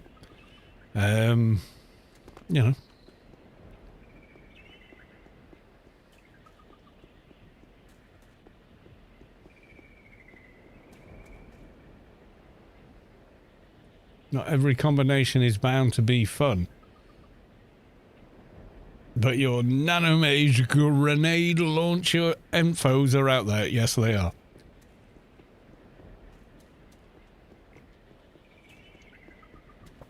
I remember seeing nanomage enforcers back in 2001 and thinking, what the fluff is this? Surely you should be Atrox or Atrox. And they were like, no, because it's all endgame. Everything is nano skills. It's how well you can control aggro, not how much damage you do or much health you've got, because you keep refilling your health. Am I on constructors? I am on constructors. Okay. I have one in my sights, but I don't know where it is. It's that way. Okay.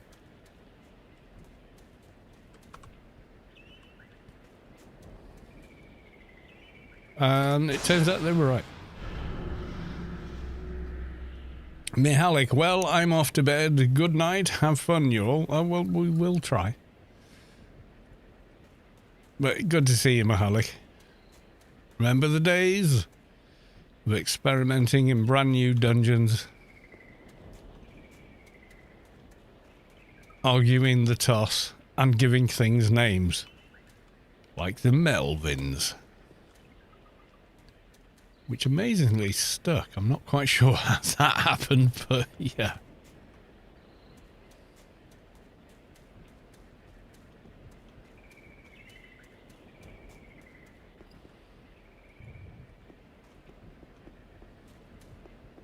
Aggressor, no, constructor we want, don't we?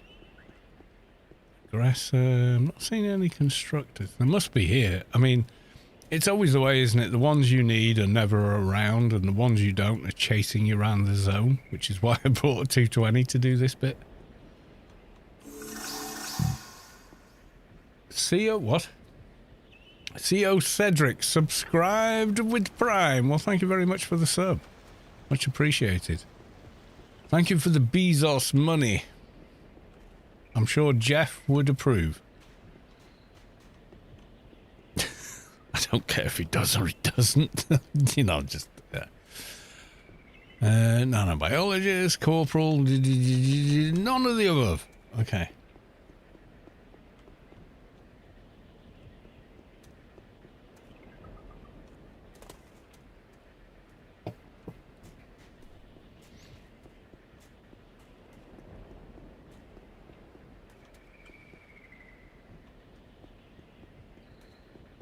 Yeah, there's a lot of random named mobs around here.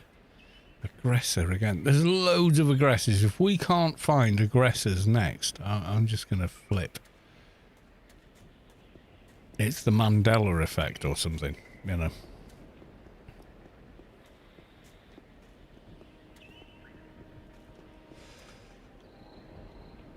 You know, there was a thing, what was that? Colonel, what? I can't even read that. What did it say?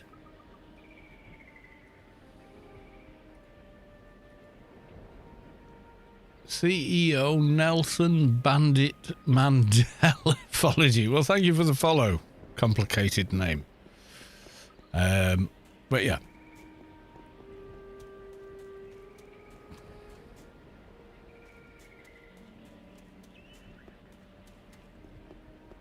What exactly? I don't know, because I've never done a bow character, so I'm the last person to ask. But everyone said, do a bow MA, because you've never done one. I was like, actually, you're right. I've never done a bow MA. But on 2 or 3 occasions, I've actually gone, what happens if I just go back to fists and brawl and outdamage the bow literally every time I've done it? So I'm not sure what to tell you. I am making it hard for myself, but deliberately so to make it interesting to play.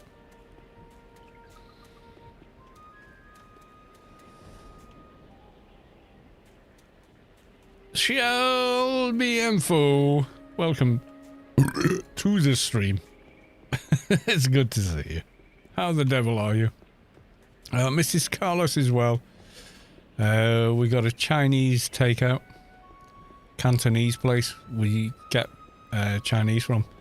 Oh, they're lovely there. They were like, oh, Happy New Year. And I was, oh, is it? Yeah, of course. What year? Oh, it's the year of the snake now. Okay. Oh, my friend's a snake. Which one are you? I think I'm a rooster or something. But yeah, anyway, so yeah, they're just lovely people. Our food is awesome. The food is really good. Which is why you keep going back to a place, isn't it? But yeah, they're just lovely people. So yeah.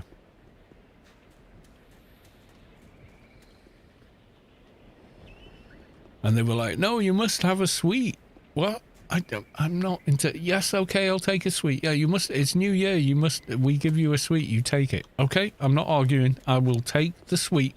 I have it. I will have it after the food. I will have it after the meal we've just, you know, spent 50 quid on. No, take it 1 pence sweet thing. Take sweet thing with you. Okay, okay. No argument. Yes, we do that for you. Thank you so much.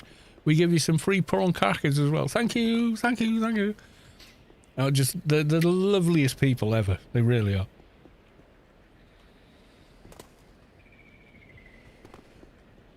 MP is fun with about. You see, we're getting all these differences of opinion here. We're getting Bo is crap. Bo's no good on any class. MP Bo is good.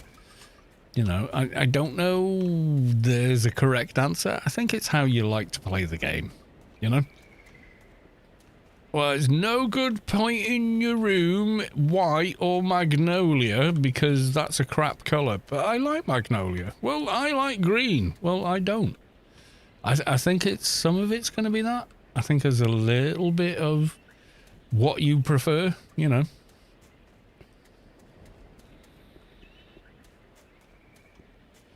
I mean, perhaps it's not as effective as some other build, but that doesn't mean it's best. I mean, best in DPS charts, yeah, sure.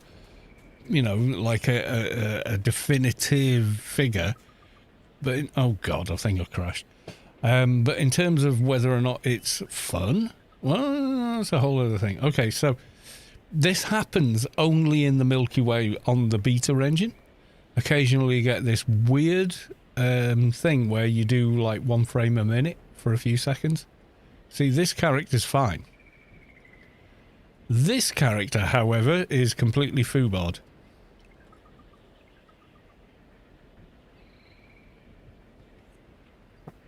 I'm literally about 1 frame a second at the moment. And it will fix itself. I've no idea why it does it, but, you know, beta engine is gonna beta.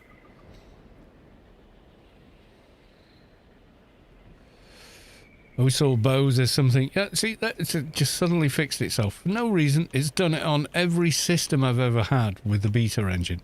So this is on a 4080 with 16 gigabytes of VRAM on a 13th gen i7 processor, which is no slouch.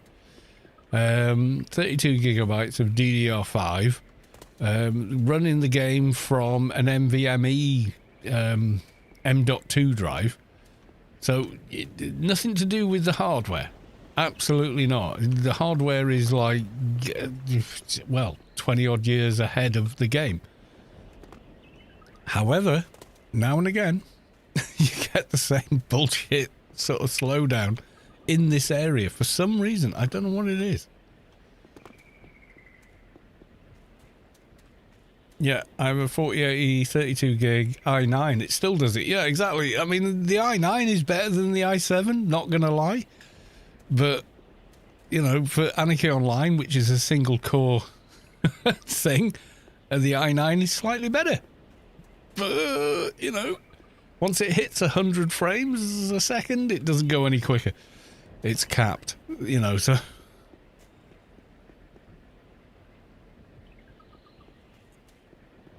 Yeah, I should have brought up Task Manager to see how much RAM was in use or whatever. That said, I am running... what the fuck are these bloody constructors? This is stupid. Sorry, little outburst there. But yeah, the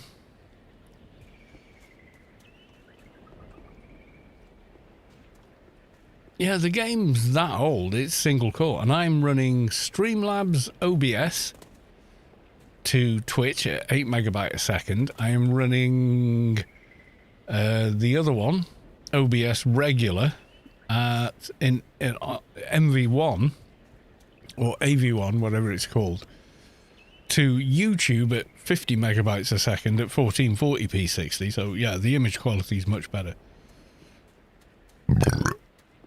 But it will do it if I'm just playing the goddamn game anyway. But it only does it in the Milky Way, it does this. And it usually does it when you come here. Oh, wait. Constructor! Finally. My God, what's going on with these?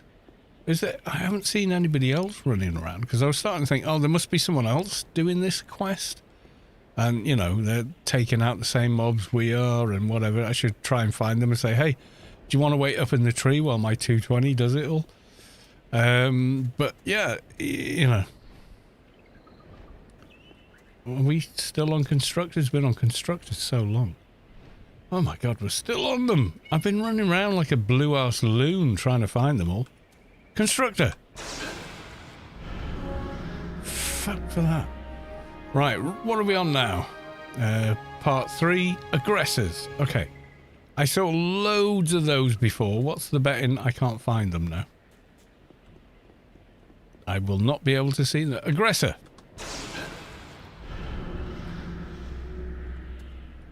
Aggressor.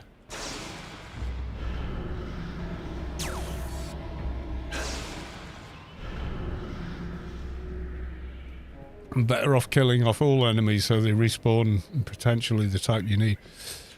They all spawn in equal number at equal time for this quest. So you get random named mobs that were always here before they introduced the quest. And then they introduced the quest mobs. Oh God, we're back to the frame thingy again. All right, let's bring up Task Manager. Let's see what the fuck is going on. Right, so one client is... I mean, it's not doing anything. Look. Right, Gothic, that's the one that's up in the tree. And then Quest Space... using less than... well, just over 6 to 10% of CPU. Right, I don't know. It's something going on with the game. It makes it do that. It's really weird.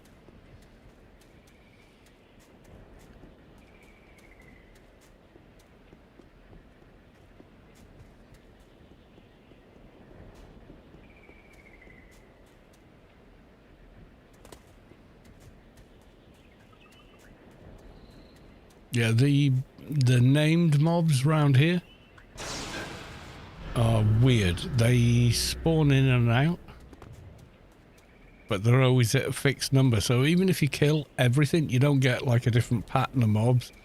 You get the same pattern of mobs every time. So if you kill a constructor, another constructor will spawn. If you kill a nanobiologist, another nanobiologist will spawn. The same mob type will spawn every time, rather than... like, as you were suggesting, you get the one you want if you keep killing them. It doesn't work like that. There's a set number of each mob for the quest, and then the generic mobs, they respawn when they respawn, and sometimes they just don't seem to be around.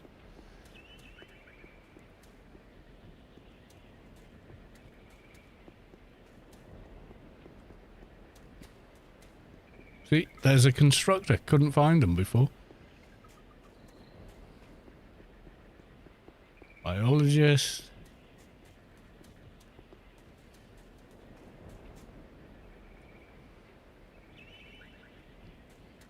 Aggressor.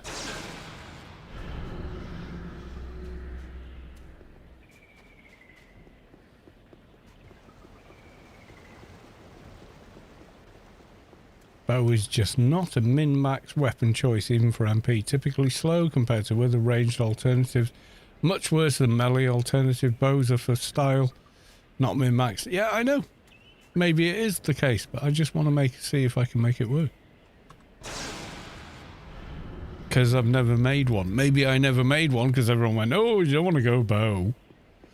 And people were probably completely right, but that doesn't mean I don't want to try it to just see if I can make it work.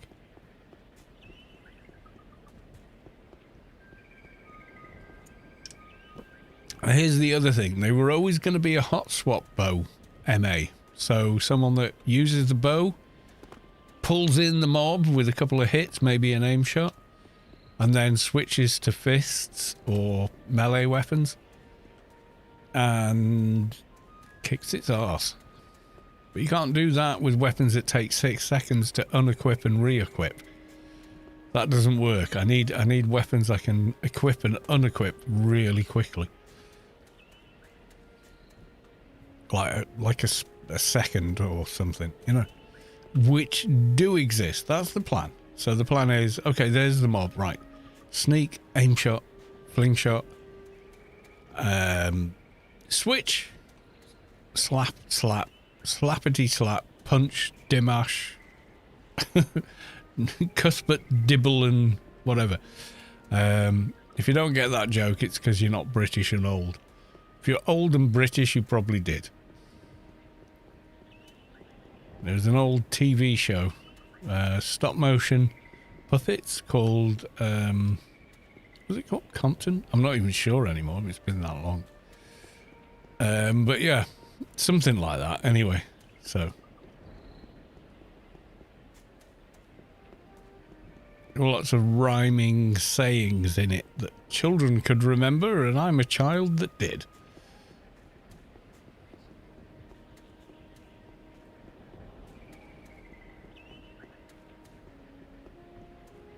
And many others. Got to remember, UK TV used to be like 3 channels. So you had BBC One, BBC Two, and then like independent TV with adverts. So yeah, I tell you what I did. I signed up for the YouTube Premium. You know, they give you the free month thing, and I was like, you know what? I will try it. And you know what? It's fucking so much better. Because what I was seeing on my homepage were like recommendations for channels I would never watch in a million years. And then ads for games and crap. So they're not even a video, they're just an ad. And if you click on it, you go to wherever the fucking ad site is with all its spyware and shit on it. So I never clicked on those ads, but I was just sick of seeing them in my feed. So I switched to premium. All of those ads looks like a video but isn't things disappeared. And suddenly all the recommendations got better.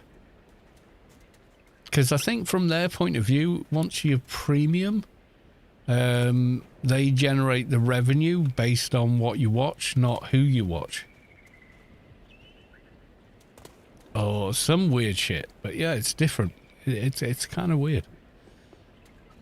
You know, obviously they want you to watch home renovation videos 24/7 because the advertisers on that type of video are paying an absolute premium to sell their home renovation tools, materials, services, etc. I mean, YouTube did release a chart of best paying formats. So, you know, everything from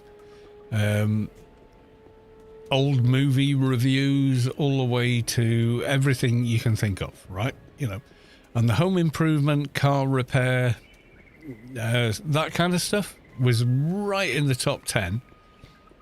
And the list was quite extensive. It was like a list of 100 types of genres of videos. Gaming was not even in the first 100.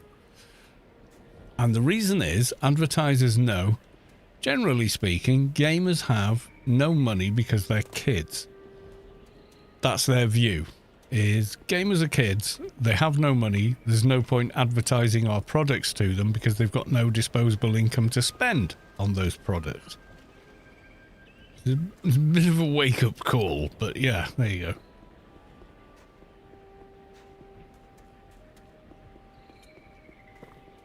And they had a separate category, which doesn't occur to a lot of people. You know, you see your Markipliers, Jacksepticeye, etc. And you think, well, they're a gaming channel. No, they're a personality channel. They have been for a very long time. They started with games, yes. That's not where they are now. No, they're a personality channel now. It's like you watch Donahue because it's Donahue. I used to watch Donahue. I liked Donahue. I thought the guy was cool. But I watched it because of him. You know? That's a personality channel.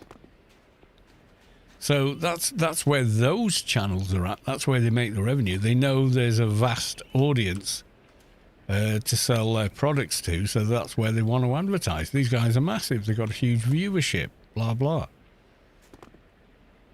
But they're not a gaming channel anymore. They're a personality channel.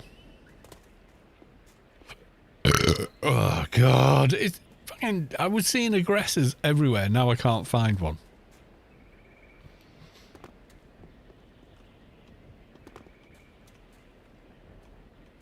Nothing but nanobiologists, and I killed every single nanobiologist. Do you know what would happen? I'd get a bunch more nanobiologists.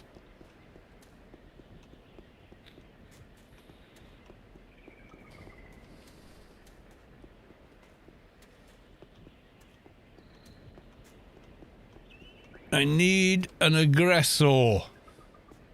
The aggressors.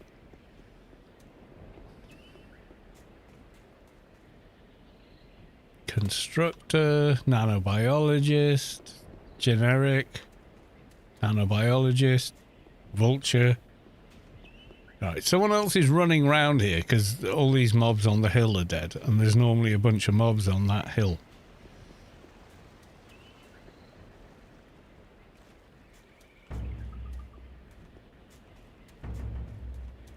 And there's no mobs here. Someone else is running around killing stuff, I guarantee you.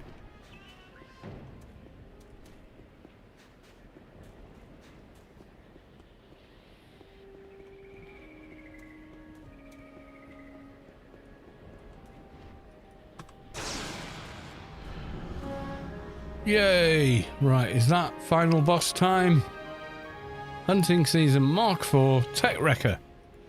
I think someone else has been here. Oh, I thought he was a player, not a NPC.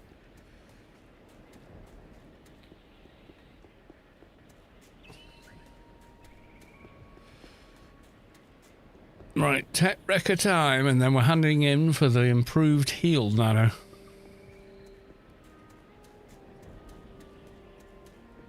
Tech Wrecker is up.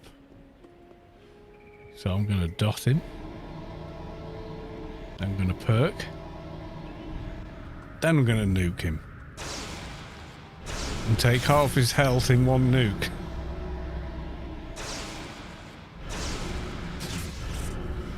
He's dead. Right, so with the perk and the dot running, someone asked how much does Garrick's hit for? I'm trying to find it now.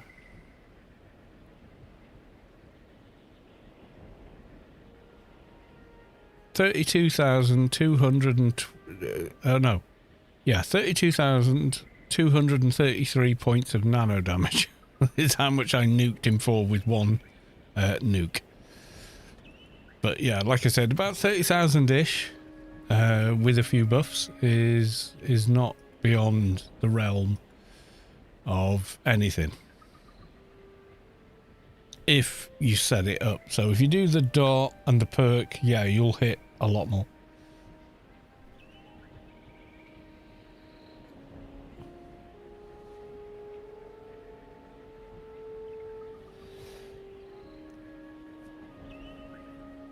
Right, I'm going to take this guy back. I'm going to run him back.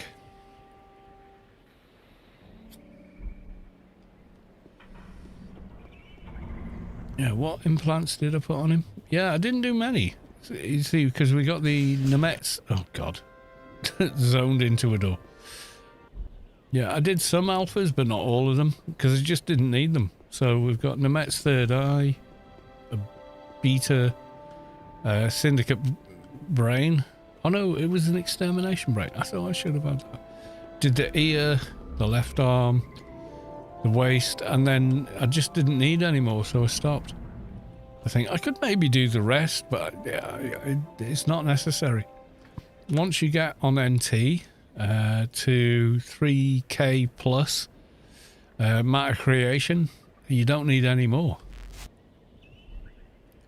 It's all about percent nano damage. Now, I could have built them differently, worn different gear, but all the gear is plus percent nano damage, you know. And maybe I will do the alphas eventually, but not today. I thought I did that. Where am I? Am I at holes in the wall? No, I'm still in the goddamn tree. Okay,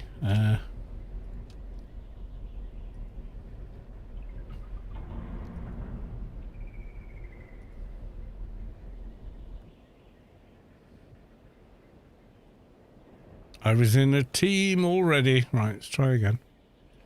That's why he couldn't work, because I was still in a team with another character. My bad. It's not Scotty Boy's fault.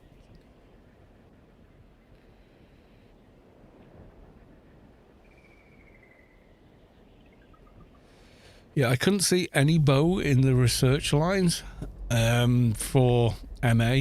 So, yeah, Mihalik's probably right. I probably am punishing myself. Alright, let's give you one of those and the other doohickey, and then we get a heal nano. Is that? There it is. Right, so you need Biomet, Sense Imp. Biomet and Sense Imp. Let's see, how bazillion miles are we? Biomet. We need 775, okay. Okay. Sense Imp is going to be the next level, because I just spent a whole level in there. Okay. Goodbye. Thank you for the mid-level nano.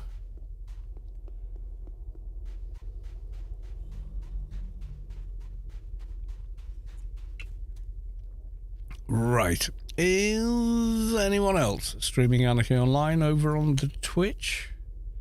Me. Ooh. Cooperative. Okay, let's check you out. I wonder if I'm taking aggro because of aura. Well, they're talking. That's good enough for me. So they're talking to their audience and playing the game. Good enough. Right, okay, we're going to go raid this guy. I don't know them. Never seen them before, but hey, you know, they're playing the game, so. I don't want to do any of this shit. They got like 7 views. Yeah, they got some followers. They sound pretty good. Is that all aboard is going aboard? Come on, there's 30 of us. Let's give them a bit of Anarchy Online love.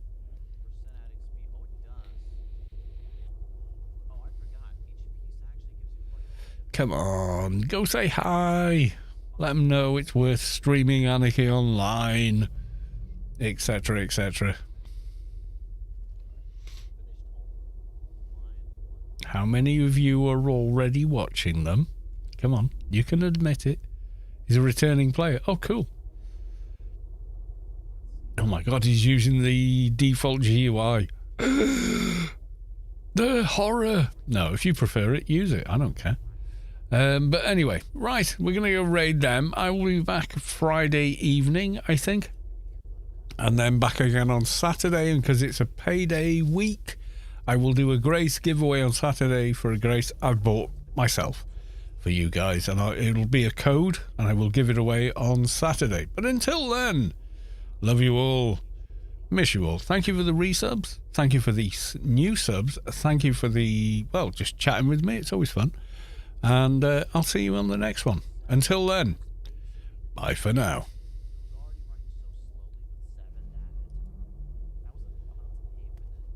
An upgrade.